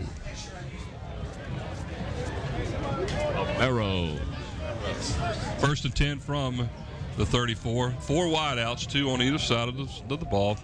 And Simmons just downs the ball right there. So we're at the end of the first half of play here. 2 quick scores by the Phantoms lead to a 19-0 score here at the end of the first half, as the Phantoms really came back strong offensively on a couple of very nice pass plays. Yes, they did. Very, very nice. Once again, folks, you're watching LSC Local Sports Channel from Darling Stadium as we bring you the Phoebus Phantoms and the Green Run Stallions. Paul Rowe, along with Mike Hauser and Brent Musgrove, Bob Hintz, and Bob Killen, and Dr. Patrick Rousseau. And ladies and gentlemen, happy birthday, happy birthday, happy birthday to you. Ladies and gentlemen, there he is, Mike Nowinski. He's either 40 or 50 years old today. We kept him cooped up in the truck all day long. He's the young man that brings you all the great instant replays, all the slow motion stuff. I think he's about ready to fall asleep. He's so old that, you know. I'm voting for 50. You're voting for 50? Dr. Russo, how he looks about. By the way, look at it. Look what's happening 19, right now. But Mike, you do a super job for this station. I, for one, really appreciate all of your great replays. I like the way you set up everything for halftime for us. You're a fine young man. And young is the key word. Happy birthday. And look what's going on right now. As soon as halftime arrives, the skies open up. It is pouring here. So take care. We'll take a short break, and we will be back here at Darling Stadium. Again, the score at the half is the Phoebus Phantoms 19 and the Green Run Stallions nothing. On Local Sports Channel LSC.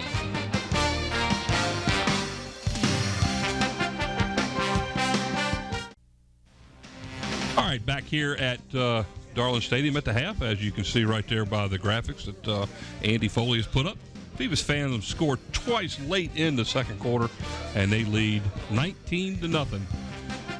All right, ladies and gentlemen, right now we're going to go down to Bob Hintz, who's down on the field with a special guest from the Phoebus Phantoms. Bob. Thanks, Paul. I got Ed Holtzclaw with me. Ed's been doing the filming for the Phoebus Phantoms for how many years now? 16 years now. You're doing it a little different than we do. We want to get the nuances and everything, but you got to do something a little different with it. Yeah, we pick up as soon as they break the huddle so that we can watch the other team how they adjust to our come out so that we know how to line up and change our lines so they can fool them, so they were ready to go. All right. Also, now, I know that doing this, that you've got to see a lot of good athletes come through Phoebus High School. Oh, God, yeah. I tell you, I can't name them all. They've been so good. I love Phoebus football because it's a power running, mud football. That's what I grew up. And the kids just had that mentality of a grunt push game. And that's what kind of football I love. Well, I appreciate you taking time to talk to me. Sounds like he's a Woody Hayes guy, 3 yards in a cloud of mud tonight. Back up to you guys. A cloud of mud would be about right on this field tonight. It's amazing. It stopped raining right before the game started, and right as the game was ending the first half, it let the skies just opened up again. It kind of looks like it slowed down or maybe even stopped again here as they get ready to take the field, and we will be showing you our first half stats and take a look at the yardage that the Green Run has as far as rushing in the first half. be a surprise for you. Will it be a surprise for me? By the way, just a real quick comment here to Ed Holtzclaw, who was down on the field with Bob. I've known Ed for many, many, many years. His sons went through the Hampton City school system.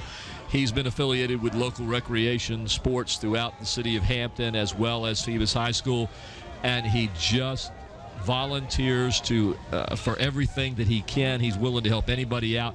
His main goal is to make it fun for the kids, and he and his wife Pam have just been a boon for recreation and sports in this area. So thank you very much, Ed. Talk to him before each one of the games. We come out here and see Phoebus, and he's up here doing the filming for him, and he has been for years. If we can get Andy to put up the stats there for the first half, look at this. Passing yards, 10 yards for Green Run. They have a -3 total yards in the first half.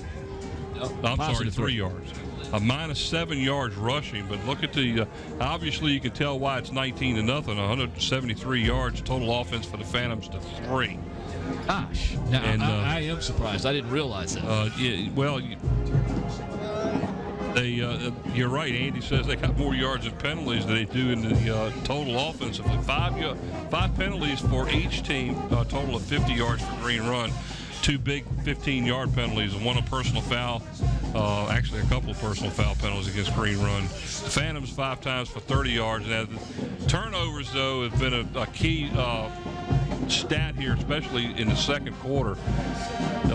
2 of them by Green Run, 1 of them on a fumble on an onside kick right after the Phantoms had scored their second score.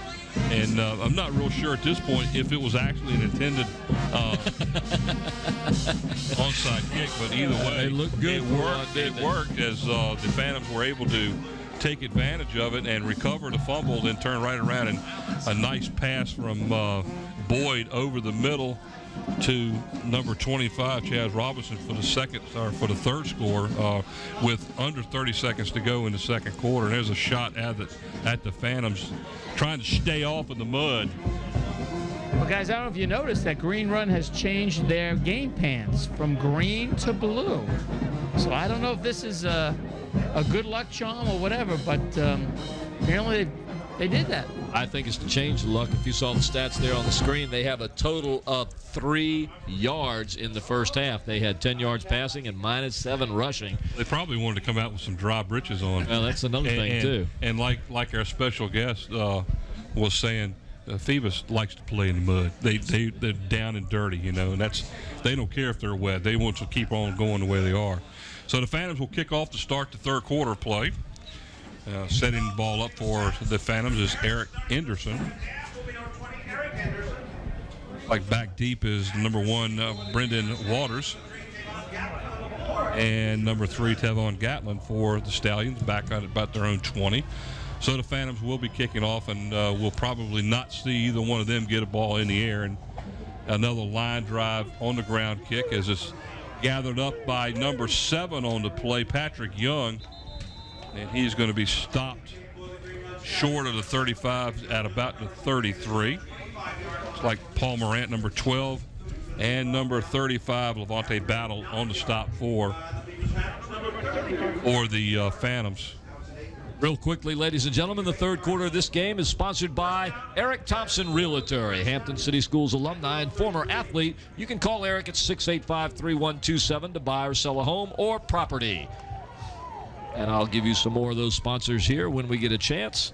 We'll get back to the field now. Looks like they're going to change up their backfield a little bit. There's two backs back there with Simmons. And he will hand the ball off to the lead back, number 4, DeJour Simmons. He's going to pick up about 2 as he's down near the 35-yard line.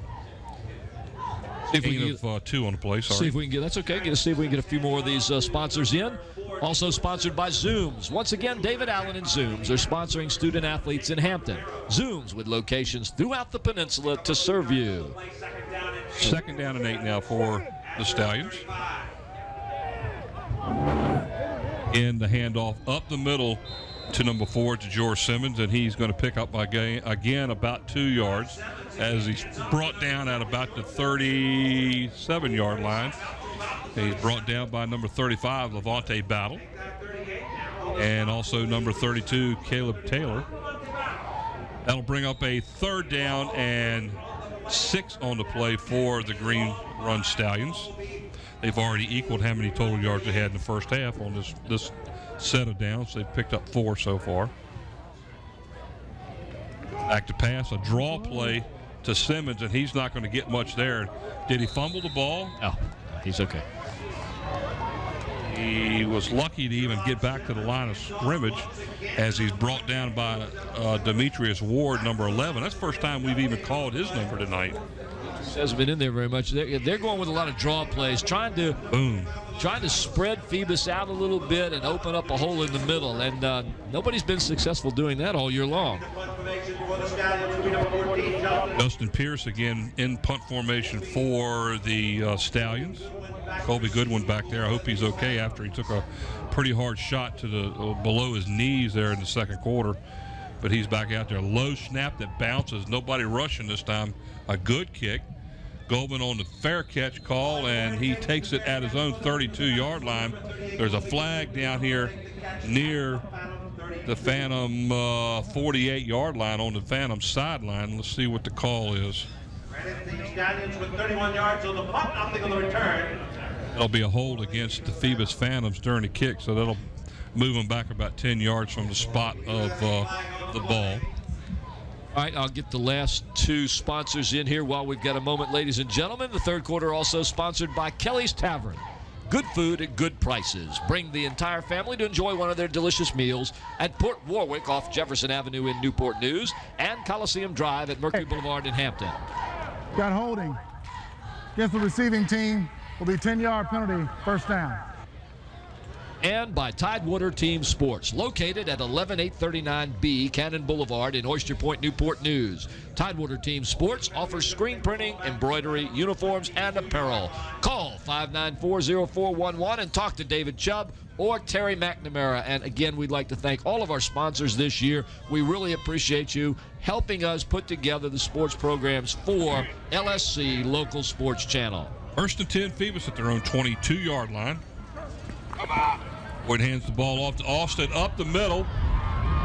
Picks up good yards, about 11 or 12 on the play before he is brought down by the Stallions. Number 9 on the play, William Williams. Pick up of about 12 on the play. That'll be good for a first down. Oh. 10 yards on the play, that will be a first down. They did. They changed it at halftime. I was about to say. Obviously, the whistle from the referee. Ladies and gentlemen. My goodness. My ears are still ringing. That hurt. Austin again, this time off the right side, breaks a tackle. Big gain. That's the best yardage of the night for Sean Austin, as he's finally brought down by number 3, Tavon Gatlin, as he's all the way down to the Stallion 44-yard line. Mike, right now the Phoebus offensive line is getting some good down blocking. Number 51, Charlie Jones, and Vic Gaither are really hitting hard. What you got down there, Bob?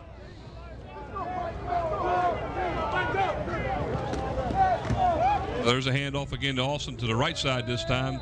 Not a lot there. Looks like he's going to pick up about 2 as he's brought down by the Stallions, number 55 on the play, David Dean. And I believe that Bob might have something down on the sideline he wants to add there. Yeah, guys, I was just telling Scotty the play before when Austin went on that long run, he's the one that delivered the blow on the tacklers, and that's why they didn't tackle him until there at the end. And then at the end, he delivered the blow again. So, you know, it's not the tackler sometimes that dishes out the punishment. Gain of about 2 on the play. That'll bring up a 2nd down and 8. Thanks, Bob. Austin, and this time that's bouncing off all kind of tackles there. And great run by Austin all the way down to about the 23-yard line, as Sean Austin now is picking his game up here in the third quarter. Picking it up to the point, Mike, where before this he's got 16 carries for 81 yards. Add this to it, and he's nearing 100 yards already. This is the Sean Austin that we're used to seeing. Hit the hole, pound through, keep driving, carry the tacklers with you. Well, last week in the first round of the playoffs, he had 244 yards and outstanding game then. And right now, it looks like the Phoebus Phantom line is starting to take control here. 7:50 to go here in the third quarter, 19-0 Phoebus as they drive. Boyd again hands the ball off to Sean Austin and kind of tiptoes a little bit and is stopped short after a gain of maybe a yard on the play. Again, he's brought down by the Stallions, number 55, David Dean, along with a couple other players there in the middle of the line. That time, Mike, they tried the right side going behind Jaquan Hogan and Antonio Christian. They just couldn't get the holes there as the Green Run defense stacked that side up, and then the left side just collapsed on top of Alston that time. Second down and 9 for the Phantoms. Alston to the left side this time. Gets good yardage as he's brought down at about the 16-yard line. Give him a gain of about 5 on the play. Excellent pursuit by Green Run's linebacker number 9, Willie Wallace. Watch him come across here and grab Alston from behind to bring him down. Willie Williams, number 9. Good camera. Good camera shot there. You got Willie Williams, I got Willie Wallace. According to Green Run's roster, it's Willie Williams, number 9. All right, I apologize for that. I had a starting lineup sheet. They're down in about 3. 22, and that is Austin again as he's shy of the 10, about the 11, but that's enough for another first down. But there is a flag on the play here in the Phantom's backfield. Watch what he does. Just like Bob Hinch says right there, he runs in and puts his head down into the would-be tackler, and he makes the contact, not the tackler. That's how he gets the extra yardage. See what the flag is here, and it might be actually, I guess it's going to be against Phoebus.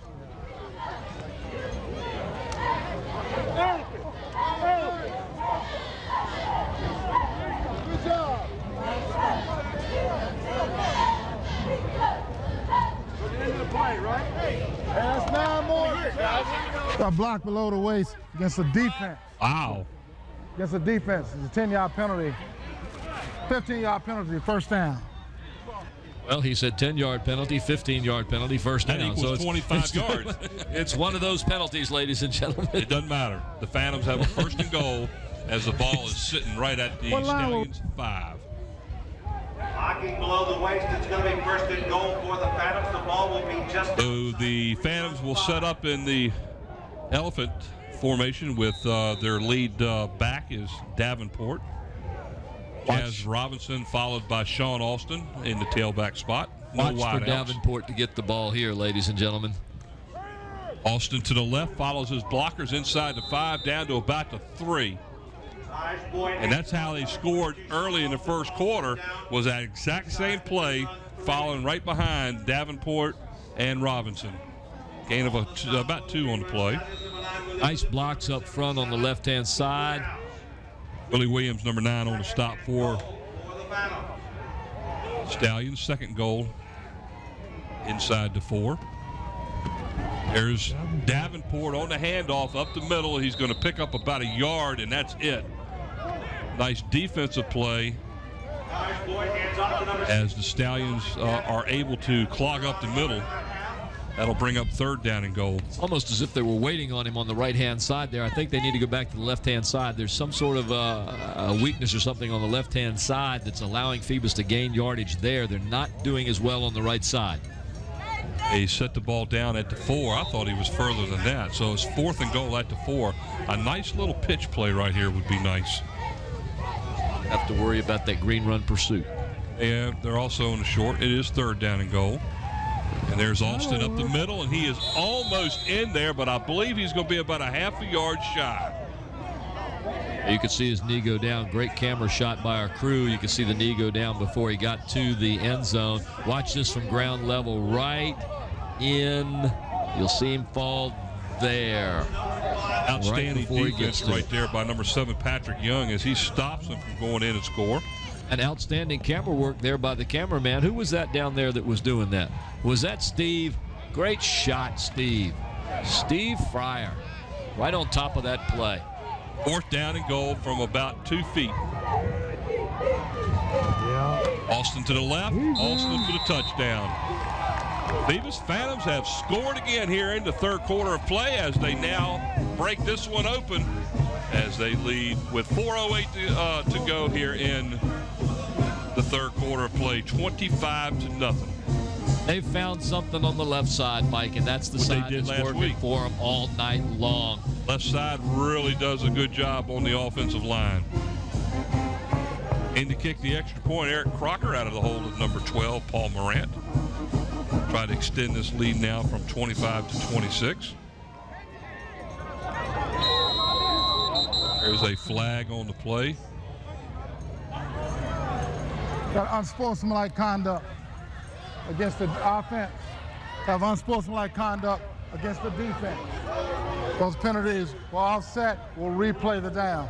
Number 62, blue, and number 2. Well, I guess he told us who they were. They must have been talking to each other, but. And I guess you're not allowed to talk on the field?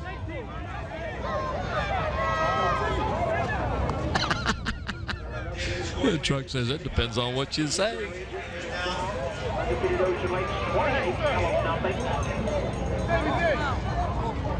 Got a little bit of feedback through the microphone there.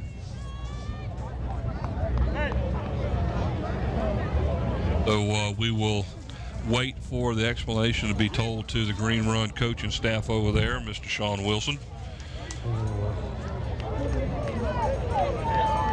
25-0, 4:08 to go here in the 3rd quarter. The Phoebus Phantoms trying to take control of this game, and 25-0 is taking control of the game. It's looking pretty good right now.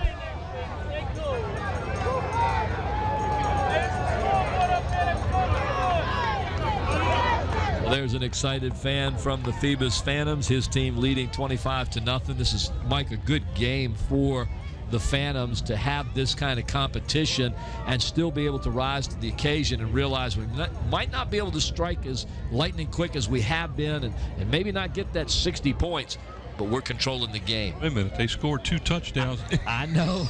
In less than 20 seconds, man.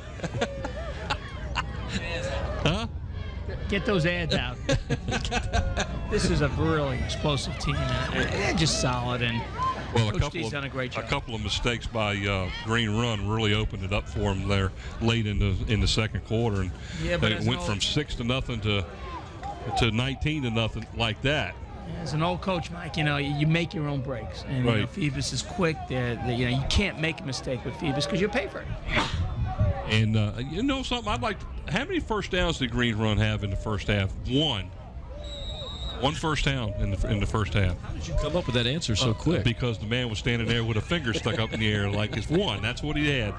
It's a human the computer. Pointed tip. It's up. It's definitely long enough, and it's good. So with 4:08 to go here in the 3rd quarter, the Phoebus Phantoms now lead 26-0 over the Green Run Stallions. And thank you, ladies and gentlemen, for watching LSC, your local sports channel, as you watch it on Cox Cable Channel 48. November the 14th, 2008, as we bring you the Phoebus High School Phantoms and the Green Run Stallions in the Division V semifinal game from Darling Stadium. Mike, doesn't look too good about next weekend, though. The Crabbers are losing 30-7. So it looks like we're going to be heading for Harbor Park over at in Norfolk next week, where we will have to travel next week to play Tidewater Tides. The Tidewater Tides at Harbor Park. That's right. Tidewater Tides used to be the New York Mets. Lake Taylor taking care of business with the Crabbers after. That's 30 unanswered points. Oh, the Norfolk Tides, isn't it? I was told in the truck. I forgot. Tidewater was what it used to be when I was young. It's now Norfolk Tides. It's been Norfolk Tides for about 10 years now, I think. They got smart. They're no longer hooked up with the New York Mets. They're now with the Baltimore Orioles. That's right. Well, the Phantoms will get set to kick off again. This time it looks like number 20 again will kick off for them, Eric Henderson. By the way, Dr. Rousseau, Scotty wanted me to remind you, did you see that we made a nice trade and picked up Nick Swisher, the first baseman? Big trade. There's that onside kick again. It almost slipped through his legs. I'm not real sure whether that was. They give him outstanding field position at the 47-yard line. Yes, and your point is, Phoebus defense has held them to 1 first down. How many yards? About. Let's see, they had 3 at the end of the first half, and they've had 4 here in the second half. So that's how many? 3 plus 4 is 7. Let me get the calculator out. When I've got a defense that's doing that, I can make short little kicks like this, and I'm sure Bill D's feeling the same way. Well, Bill D is not happy as he was laying into Mr. Enderman on that play because that's not what he wanted to see. Don't give a team that's explosive as Green Run is normally this kind of field position. There's a handoff to Simmons again around the left side. Not a lot there as defensively the Phantoms have done a great job with pursuit. And again, it looks like number 32, Caleb Taylor, on the stop. And I tell you what, we've been saying that young man's number a lot defensively. Yeah, you can't see it on here. At the very, very top of the screen, you've got a Phoebus defender who just held his ground there, fought off the block, and clogged up that lane outside. The Green Run's just not getting punishing blocks from their offensive line. Gain of 2 on the play for Simmons. 2nd down and 8 with the ball resting right at the 49 in the shotgun as he's been the entire game. Pass is short. It is completed to number 18 and another flag on the play. That's Sean Jones. Personal foul against Phoebus, and I'm not real sure what that one was. I believe it's a late hit. I tell you what, that was close. They're definitely calling it close there, and that's a 15-yard penalty against the Phantoms all the way down to their own 35-yard line. Where Green Run will have a 1st and 10, and they pick up another first down, guys, but by penalty. And it's probably the deepest they've been in Phantom territory all night long, if I'm not mistaken. They've played the majority of the game at their end of the field, and that 1st and 10 at the Phantoms 35. First threat that Green Run has had tonight, trailing 26-0 to the Phantoms. 3:06 to go here in the third quarter. See if he tries to drop one into the end zone in the next 2 plays.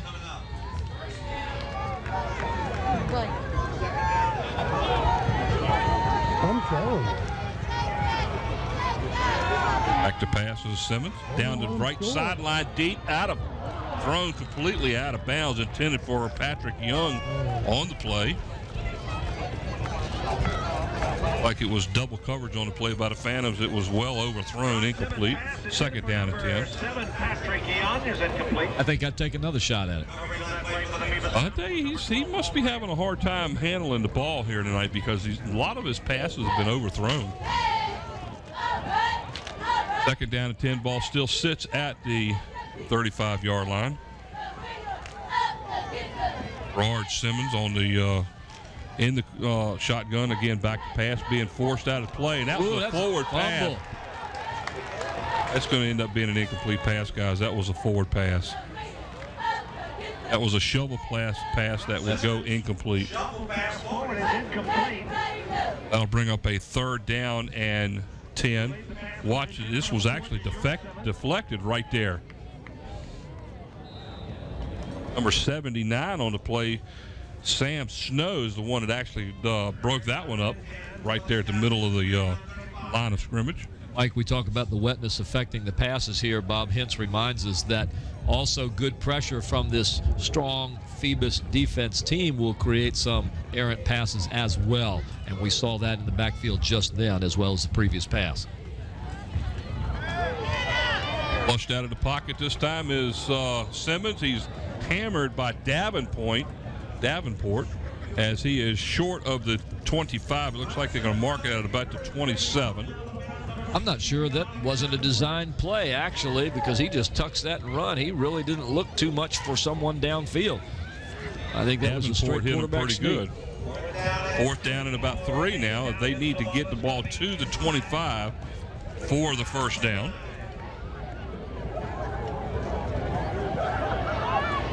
They're in the I formation this time.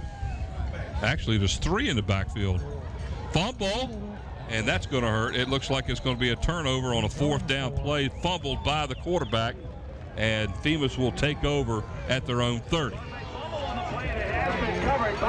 That time the Phantoms were stacking the defensive line. You can see the backers coming in right here. They got the blitz on right up the middle. There's no way that play was going to be successful. I believe it was going to go to number 4, who's just, you can see the frustration there. He didn't even get to touch the ball. Like Simmons was able to get the ball back again, and the Phantoms will take over 1st and 10.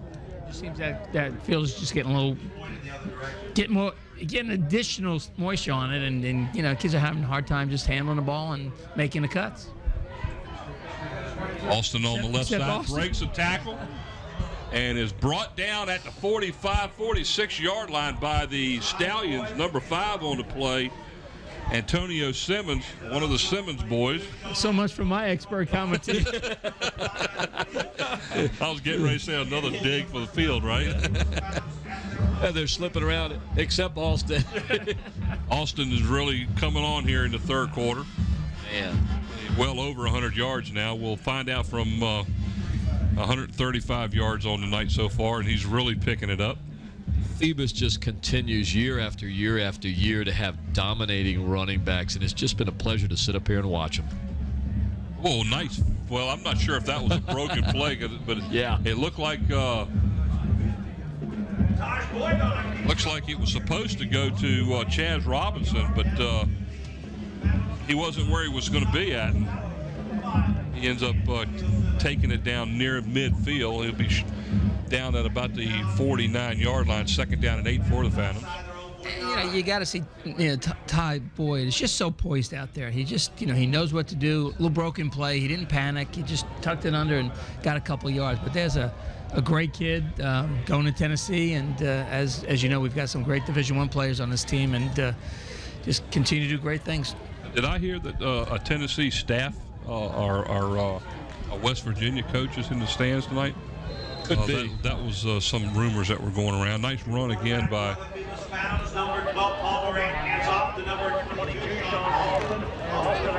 new quarterback in the game for the Phoebus Phantoms, Paul Morant, number 12. He hands off giving me all these signals. Trying to give you the hand signals. We were sitting here talking, and they played the run to play before I got a chance to see that the quarterback had changed. But and let me tell you, Paul Morant is the up-and-coming quarterback for this team for next year, and he has done quite well in the times that he's been on the field this year. 2 games that Taj Boyd was injured, he came in and directed a pretty good. Got some stats for Paul Morant. 1st and 10, right there for the Phantoms. So they will continue this drive.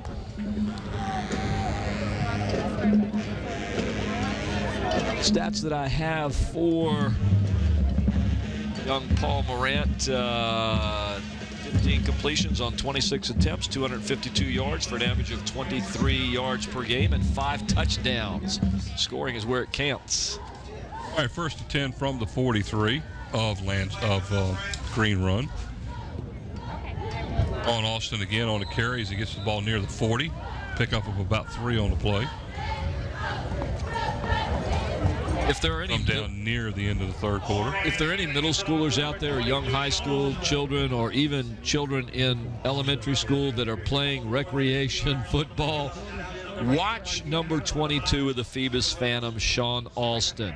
Look how he runs. Notice that he keeps his legs working all the time. He drives and drives and drives. All right, at this time, ladies and gentlemen, we're going to go down to Mr. Bob Hintz, who has a special interview for us on the field. Thanks, Paul. I've got Chris Beatty here, former head coach at Lansdowne. Yes, sir. And you coach a young man that plays down to Florida now. Yeah, Percy Harvin, he's a great player. He's had a great career down there and looking for big things here to finish the season for him. Tell me a little bit about your reflections on this game that you watched tonight. It's 2 great teams, really. Green Run's done a great job, staying in there, but Phoebus is one of the best teams. They've been one of the best teams over the last decade, and Coach D does a great job with his guys, and they got a lot of great players.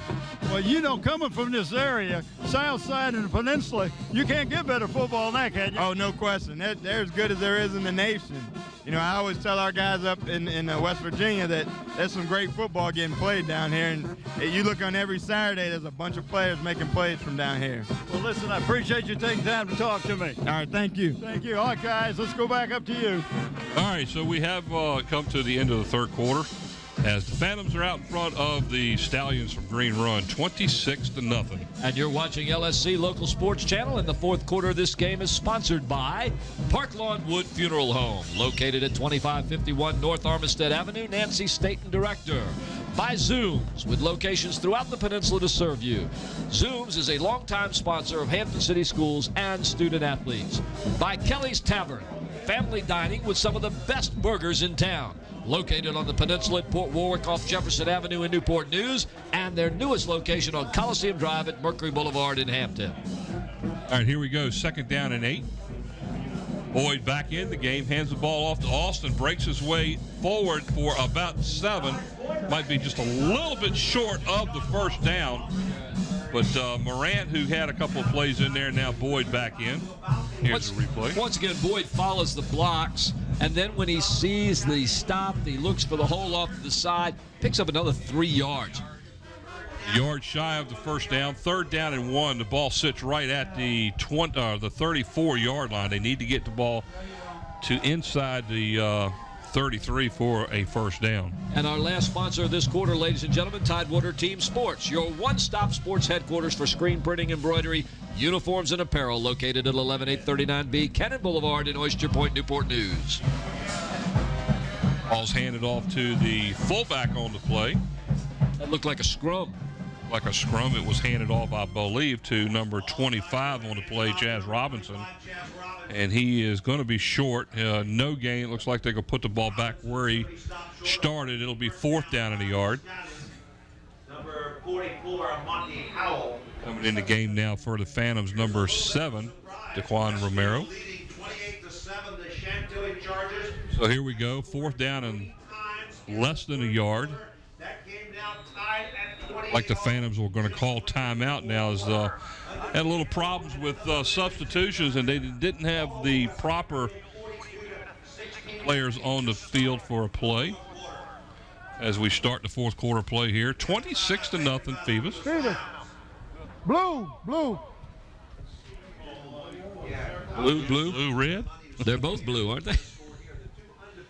Thank you, ladies and gentlemen, for watching LSC, your local sports channel, on cable channel 48.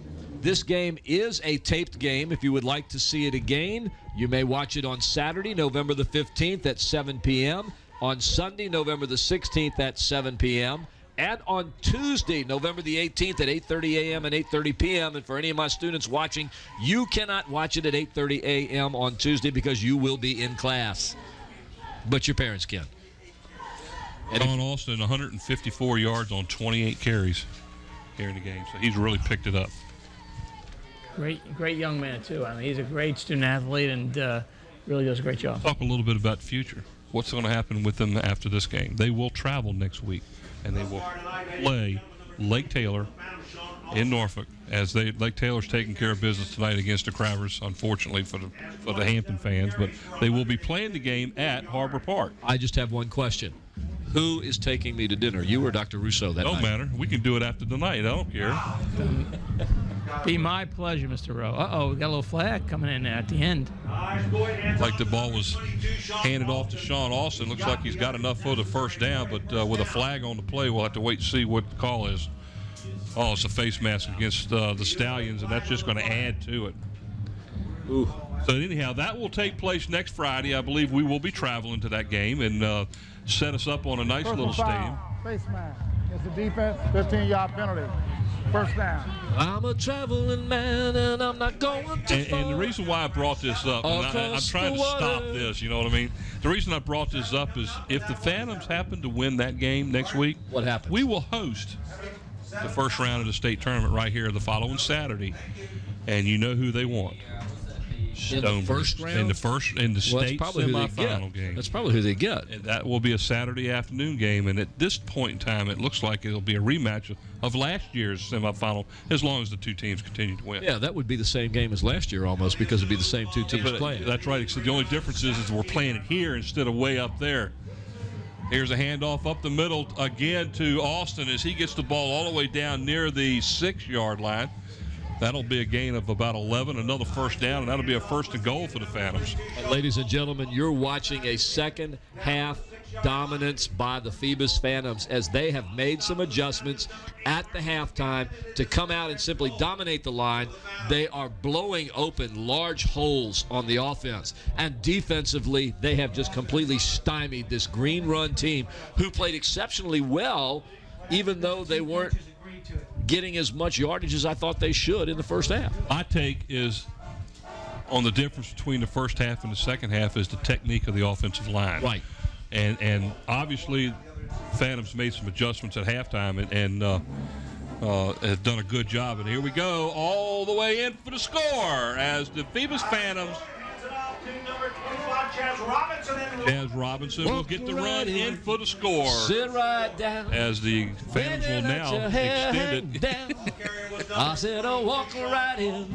Sit right down. I think the fat lady's Phoebus singing. is going to score.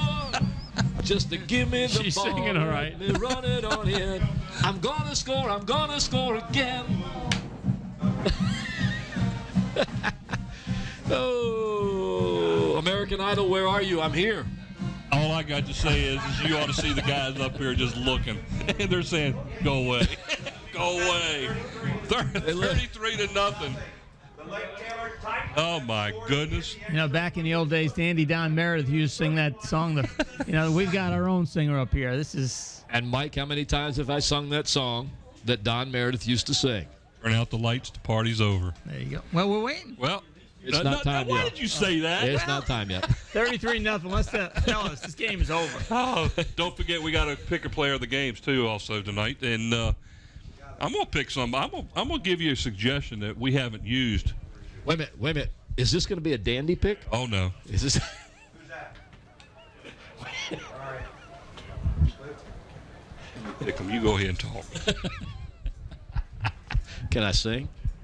Well, I know I can sing. That's a matter of opinion. You know who does a great job for us, and I got him going. Bob down on the sidelines. He does a great job interviewing, and I get a chance to talk to him before every game, and he's just a great guy. You got guy. the offense. I got the defense. Throw a little good cheers for Bob down there on the sideline. We're just saying he cut you off. Go ahead, keep talking. Oh, goodness. We are very lucky to have Bob Hintz. Bob was with this station for many, many years, and he's an excellent broadcaster, and he really works hard in order to get the information that he has to make the game a lot more interesting. And I've known Bob for a long time, and he's just a fine young man. Can't say enough good things about him, and we're glad he's back. It's real obvious that the coaching staff of Phoebus does not want the speedsters back there in the back to run the ball back after the Phantoms kick off. Again, they'll have excellent field position to start this one, 1st and 10 at their own 42. What do you think about that pick? I like it, and I'm going to give you a different pick, too. Okay. How about that? 1st and 10 for the Stallions. Not much offensively for Green Run tonight, trailing 33-0. Pass is completed out to the right flat. And it will be good for about a gain of 11 on the play to the Stallions' number 18, Sean Jones. And frankly, Mike, I expect to see a lot of passing now, down this much late in the game. Green Run has no recourse other than to go to the air. On the stop again is Caleb Taylor, number 32. I think it's Caleb Taylor, but Caleb. Ooh, nice defense. Getting in there, number 7 and number 11 for the Phoebus Phantoms. Romero and Demetrius Ward. And I tell you what, the stout defense for the Phantoms is actually playing outstanding right now. 2nd down at 15 after a loss of 5 on the play.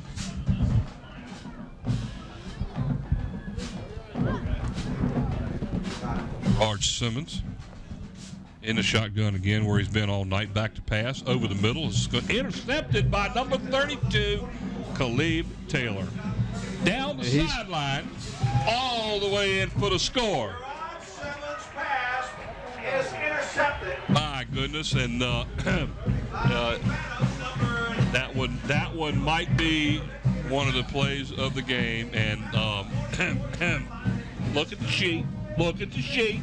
Turn out the lights. The party's over. There's Anthony Robinson congratulating. Here's the interception. Threw it right into his to hands. him. A nice block right there that opened it up, and he runs right down the sideline all the way in for the score. Caleb with great balance across the sideline as he was pushed twice, and he is like, okay, stay away from me. We have been talking about that young man, Caleb Taylor, all night long. Okay. Either one or both. That's because right. Because that's where they've been going all night long. With the extra point attempt for the Phantoms good, it's now 40-0 with 8:09 to go in the. Where do you think you're going? I got an early morning. This is a great story. We are presenting at the Association for Quality Award. We are one of 3 finalists. There are teams from India and Colorado and Hampton, Virginia. So we're presenting for a team award out there on Sunday, Monday. So I've got to go out to the conference, getting up very early tomorrow morning. So I need my beauty rest, as you well know. So we're hopeful we'll bring back this award. Very prestigious award. We're real excited about it. Well, that's we fantastic. hope to hear the outcome of it next Friday night. Absolutely. We'll let you know. And I assume you're going to be over there with us, right? We'll be there. Absolutely. Great. Well, it's 40-0. 8:09 to go here in the fourth quarter of play. The Phantoms really have broken this one wide open. Thank you for coming by and visiting with us, Dr. Russo. And look forward to seeing you again next week. We appreciate it. Thank you very much, Doc. What's that? Before the game or after the game? Oh, my goodness. All right, the Phantoms will be kicking off. 40-0, 8:09 to go in the game. A kick straight up the middle of the field again as it's bounding around. It's free. Nobody's on the ball yet. And it looks like, let's see, did the Phantoms come up with the ball? The Phantoms came up with the fumble. So that's at least 2 of them tonight that the Phantoms have come up with a squib kick and will take over 1st and 10 at the Green Run 36-yard line. Here is the replay. Watch it again, folks. And he went to look up before he actually picked up the ball, and there it is, sitting on the ground. So the Phantoms will take over 1st and 10 after the fumbled kickoff by the Stallions. 1st and 10 from the Green Run 36-yard line. And just one thing after another, it just goes bad for Green Run. And back in at the quarterback spot for the Phantoms, again, is number 12, Paul Morant. Wide out to either side of the ball. Pitches the ball back here to Sean Austin. No, that is number 38 on the play, Colby Goodwin, as he comes back in as the tailback. And it looks like some players from the starting side of the ball are getting a little bit of rest here. Here's a pitch. Colby Goodwin swings the ball out to the right, gets by a couple of nice blocks. About a 9-yard gain on the play. That brings up 2nd down and 1. The ball sits at the 27. Hi. Where'd you take off to?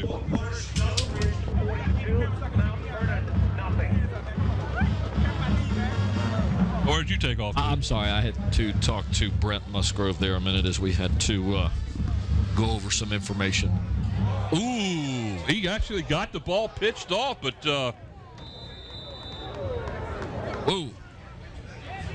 Goodwin ends up losing some yards on the play, and that was almost a little disastrous for the Phantoms defensively. Yeah, he didn't get it off in time. From where we were standing, we never saw the ball being pitched. We thought he was going down with the ball. But yes, we did. They're going to lose a bunch of yards on the play, and that's going to bring up 3rd down and about 6 now as the ball sits at the 32-yard line. And as we get down to about 7 minutes and 18 seconds in the game here at LSC, ladies and gentlemen, please be reminded that you're looking at Paul Morant at quarterback now. You're looking at Colby Goodwin in the running back position. This is next year's squad. The starters are now taking a rest. The score 40-0. Phoebus comfortable where they've always been all year. Colby Goodwin up the middle as he gets the ball down near the 26-yard line, and that's about where he is stopped at. He is close to a first down. We'll have to wait and see where they mark it. Yeah, that'll be your starting backfield next year with Paul Moran as the quarterback, along with number 25 Chaz Robinson and also number 38 Colby Goodwin, all juniors. So you're looking at the tandem that'll be in the backfield for next year. And they've done quite well as juniors this year. Quite well. They've done exceptionally well. And people will say, well, you know, by the time they get in, of course, Phoebus is already way ahead.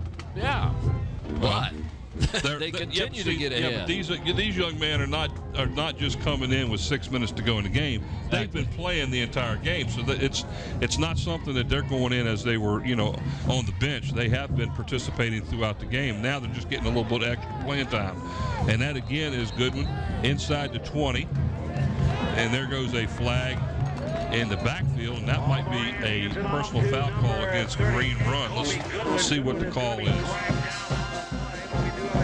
That flag was thrown by the official behind the line of scrimmage, and it is a personal foul against Green Run. Watch this ground level shot here as Goodwin comes to the near side here and is dragged out of bounds by Green Run. And this will be half a distance of goal, and the ball will be sit down. Coming in fourth quarter, 6-4 Osborne. There we got some great fans for the Phoebus Phantoms. Yep, we're number one. They're saying we're number one. They're putting the ball right on the 10-yard line, so we're going to call it first and goal for the Phoebus Phantoms as they continue to dominate the second half of this game. Goodwin again on the carry, and he just fights his way inside the 10 down to about the 9 before he's finally brought down by the Stallions. There's another flag. That a flag I saw go way up in the air. And it's good gracious. Getting a little nasty out there right now as there's another flag on the field. Another personal foul against Green Run. Could be a little bit of a frustration here, Mike.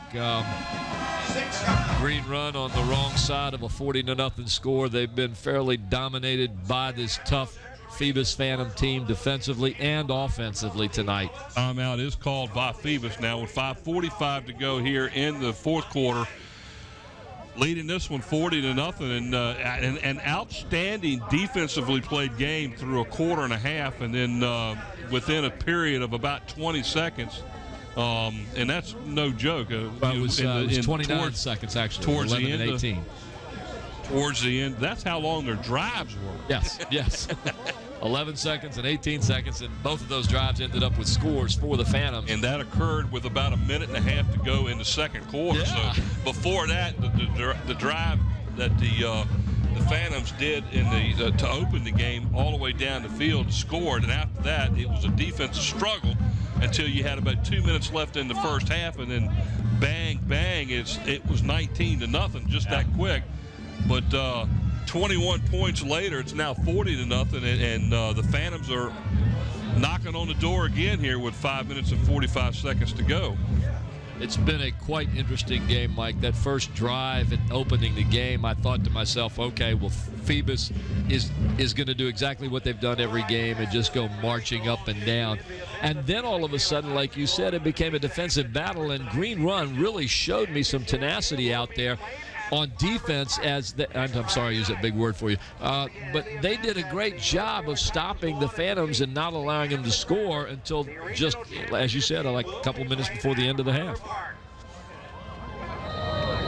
Handoff inside the 10. 33 on the carry. That's his first carry of the night, and that is Jaquan Tolliver. He will pick up maybe a yard on the play as he's down at about the 3-yard line. Third down and goal. Stallions number 60, Terrell Boone. Over here on the sideline is Paul Morant taking the call from coach's staff for Phoebus.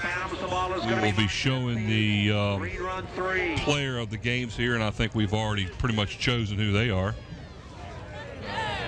We'll tell them, okay. We'll give a few more minutes then. 3rd down and goal. Morant to throw. It's completed.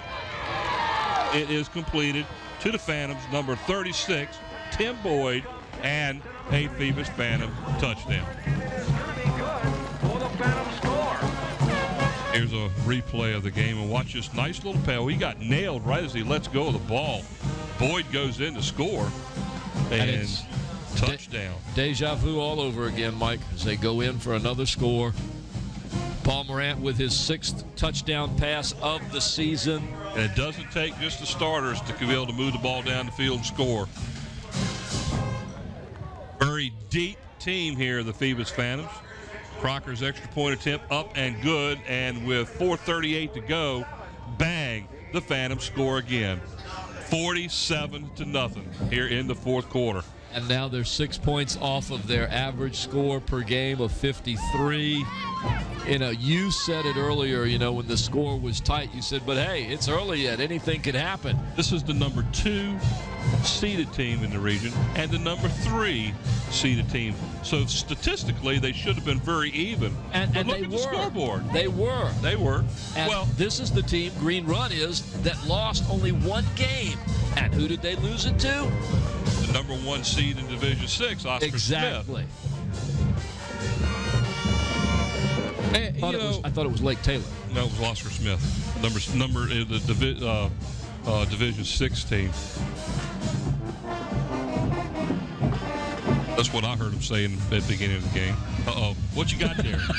You looking at me like that, and you got a piece of paper in your hand. I would say I love this man over here to my left, but then you might get the wrong idea. But Brent does just a fabulous listening to you job. talk and watching his face. No, he just does a great job in the stats.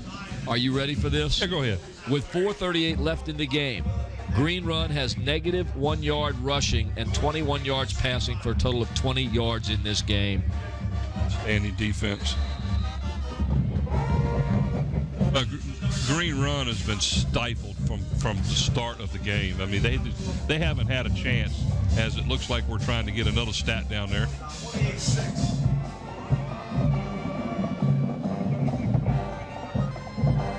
It was 28-6, Oscar Smith over.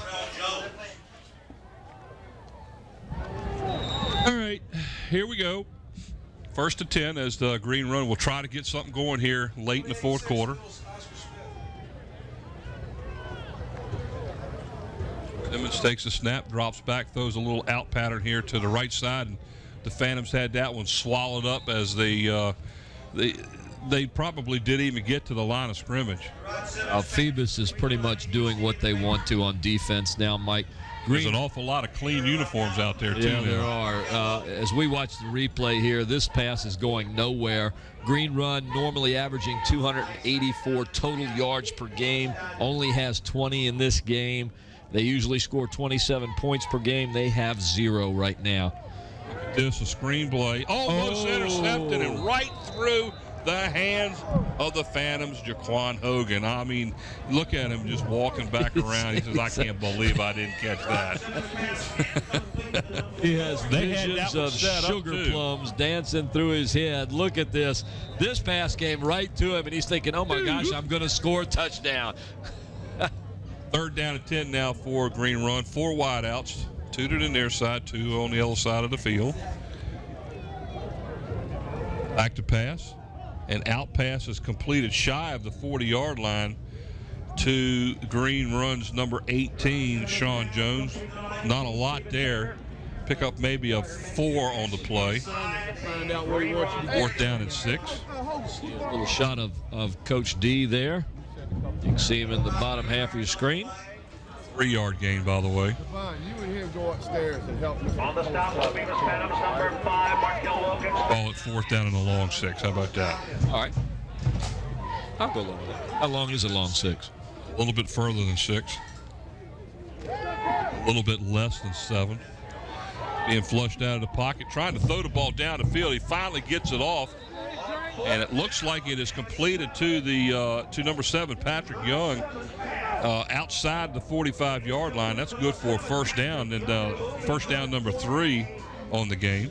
Here's a replay. He's finding no receivers at all. He finally points downfield, gets a receiver to react to him, and completes the pass for the first down. He threw the ball quite well on the run that time. Hit him right in between the numbers. So 1st and 10 for Green Run at their own 47-yard line. Only their 3rd first down of the game, by the way.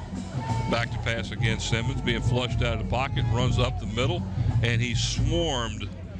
And it looks like the initial stop on the play, number 50, Jaquan Hogan, and Khalib Taylor also on the stop. 2:30 to go here in the 4th quarter as the Phantoms still lead 47-0. Looks like Paul Morant there, number 12 for the Phoebus Phantoms. What I'm watching and seeing on the field, Mike, is this Phoebus defense that's just pushing Green Run all over the place. Back to pass, a little shot to the right. Caught for about a gain of 3 on the play. It was completed to Tavon Gatlin. Gain of about 3 as the ball is brought down at the 49-yard line of Phoebus. 3rd down and 6. Gentlemen, watch this front line of Phoebus here on the left side of your screen as they just go at Green Run. Just push them aside, fight them off, put pressure on the quarterback. Look for a little blitz here. Here it comes. Boom, almost pass got down it. The right sideline. The ball's thrown 5 yards or more out of bounds. And I mean, well, you can see exactly why that pass was overthrown, Mike, because they had a man coming from the outside that had his hands right in his face, and in about another split second he was going to sack him. He didn't have any choice but to put it up. Watch at the top of your screen here, coming right here. See him? Watch the hand go up. He's on him. He had to adjust the pass, throw it higher, and that put it well out of reach of the receiver. 4th down and 6. See if the Phantoms can stop him and take over the ball. Back to pass. Look at this. Look at this. Down he goes. He is sacked in the backfield by the Phantoms, number 88, Leonard Smith. A big loss on the play, and the Phantoms will take over 1st and 10 at the Green Run 44-yard line. Bob Hintz, are you seeing the same thing that we're seeing here? How that Phoebus defensive line is just shoving the offensive line of Green Run aside and getting in at will almost? It's just unbelievable. But part of it is because Green Run is defeated. You can see the way they're walking. They're not really have no jump to the step at all. But the Phantoms are just keying off each time because they know they're going to throw the ball. It looks real rough up here from us. There's Mr. Johnson, the principal of Phoebus High School. This is going to be his 12th happiest smile, as he's smiled every time that the Phoebus Phantoms had won, and they've got 12 victories they will have in another minute and 29 seconds. So I call that his 12th happy smile of the season. Timeout by Phoebus. That'll take care of their timeouts in the second half. 47-0. The Phantoms taking care of business here in the Eastern Region Division 5 semifinals. They will advance next week, and they will play Lake Taylor. You're watching LSC Local Sports Channel on Cox Cable Channel 48, November the 14th, 2008. And Mike, we've got some players of the game. Well, we got some players of the game, and one of them has been outstanding. I've called his name on numerous occasions. He's got a touchdown on the defense. Defensively for the Phoebus Phantoms, our player of the game is number 32, Caleb Taylor. He's been outstanding tonight. Outstanding is an understatement. He has been a beast. Linebacker, and he's done a great job back there, and I'll let you take care of the offense in a couple seconds. Let's 1st and 10. Another quarterback out there for the Phantoms, number 20, and that's Eric Anderson, who normally does the kickoffs for him. Number 33 on the carry that time, Jaquan Tolliver's is all kind of new numbers out there now. Now Phoebus has got everybody playing out there. As you see this nice little handoff, just a basic run off the right side this time. The line's still doing a good job. And Mike, pick up a couple of yards, make it 2nd and 8. The offensive player of the game, I went with something a little bit different this time. I wanted to do something bigger, but I decided to go with this. The offensive player of the game, there are two of them. Left tackle Charlie Jones and left guard Dominique Davenport. They've opened up the whole left side for Sean Alston, particularly in the second half. And they've just done a fabulous job all year, and I want them to be recognized, especially tonight after what they've done. Henderson takes the snap again, hands off to number 33, and great hole on the play over there to the left. Oliver, he's going to be a pickup of good yardage for a first down. And go ahead with that. Yeah, real quickly before this game comes to an end, we want to thank our production crew and cameras, Nate Braxton, Susan Bowers, Gene Wheeler, and Steve Fryer. On graphics and animation, Andy Foley. The slow motion instant replay, the birthday boy, Mike Nowinski. The camera control operator, Sarah Myers. Production and audio assistant, Renee Camden. The audio and chief engineer, Mr. Don Scharouse. The director, the producer, Scotty Bowers. I'm Paul Rowe, up along with Mike Hauser, Brett Musgrove, Bob Hintz, Bob Killen, and of course Dr. Rousseau, who has already gone for the evening. Actually, I think he's right down there on the track, but thank you very much, ladies and gentlemen. This has been a great crew for us tonight, this game. And Mike? Hey, final score as the fourth quarter has come to an end. The Phoebus Phantoms defeat the Green Run Stallions by a score of 47-0 here at Darling Stadium. The Phantoms will travel next week to Norfolk, and they will take on the number 1 seed Lake Taylor Titans, as they, I believe, they defeated the Crabbers tonight. Last word we had was 30-7.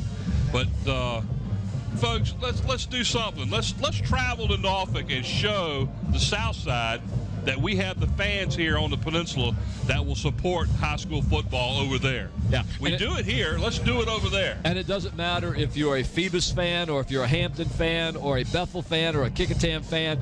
We're asking you to be a football fan, a Peninsula District football fan, a City of Hampton football fan. Go out and support these Phoebus Phantoms who have just dominated football in this region all year long. Show them that the Peninsula District is tough. Can't use the gas prices now to not drive. No, they've gone gas down. prices have gone down so far that people can now afford to travel to watch this. And an outstanding performance tonight by the Phoebus Phantoms as they continue their onslaught, as you want to say, of high school football here in the Eastern region. And now we'll play for the regional championship, and they will play the winner over there. And I believe it is going to be Lake Taylor, and they will probably play at Harbor Park, which means we will be traveling to downtown Norfolk for the game. And what you got there?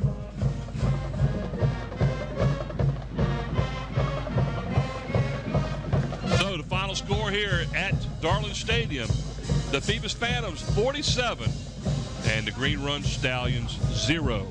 This is our last home game, probably, unless we go to the state semifinals. It's been I'm fun. not saying probably. I'm saying we'll be back here. Well, I'm hoping we will. I'm looking forward to it. In case you folks didn't realize it, if the Phantoms win next week, we will host the state semifinal game here at Darling Stadium. There's Renee. So as we say goodbye to Renee, who's out on the field, ladies and gentlemen, you've been watching LSC Local Sports Channel and the Division 5 semifinals. Paul Rowe for Mike Hauser up in the booth. Ladies and gentlemen, 47-0, Phoebus. Good night, everyone. Tonight's broadcast has been sponsored by Zooms. We're proud to have David Allen and Zoom sponsoring us again this year. Zooms with locations throughout the peninsula to serve you. By Kelly's Tavern, family dining with 2 locations on the peninsula. Port Warwick off Jefferson Avenue in Newport News, and their newest location on Coliseum Drive at Mercury Boulevard in Hampton. And by Tidewater Team Sports, located at 11839B Cannon Boulevard in Oyster Point, Newport News. Tidewater Team Sports is your one-stop sports headquarters for screen printing, embroidery, uniforms, and apparel. Call 594-0411 and talk to David Chubb or Terry McNamara. And in part by Beach Hardware, located at 1951 East Pembroke Avenue in the Buckrow Shopping Center. Beach Hardware is your friendly local hardware store with everything you need to maintain your home, both inside and out. And by Eric Thompson, Realtor. Contact Eric to buy or sell a home or property. Give Eric a call at 685-3127 or email him at eric@findhrhomes.com. and by Park Lawn Wood Funeral Home. Located at 2551 North Armistead Avenue, Nancy Staton, Director.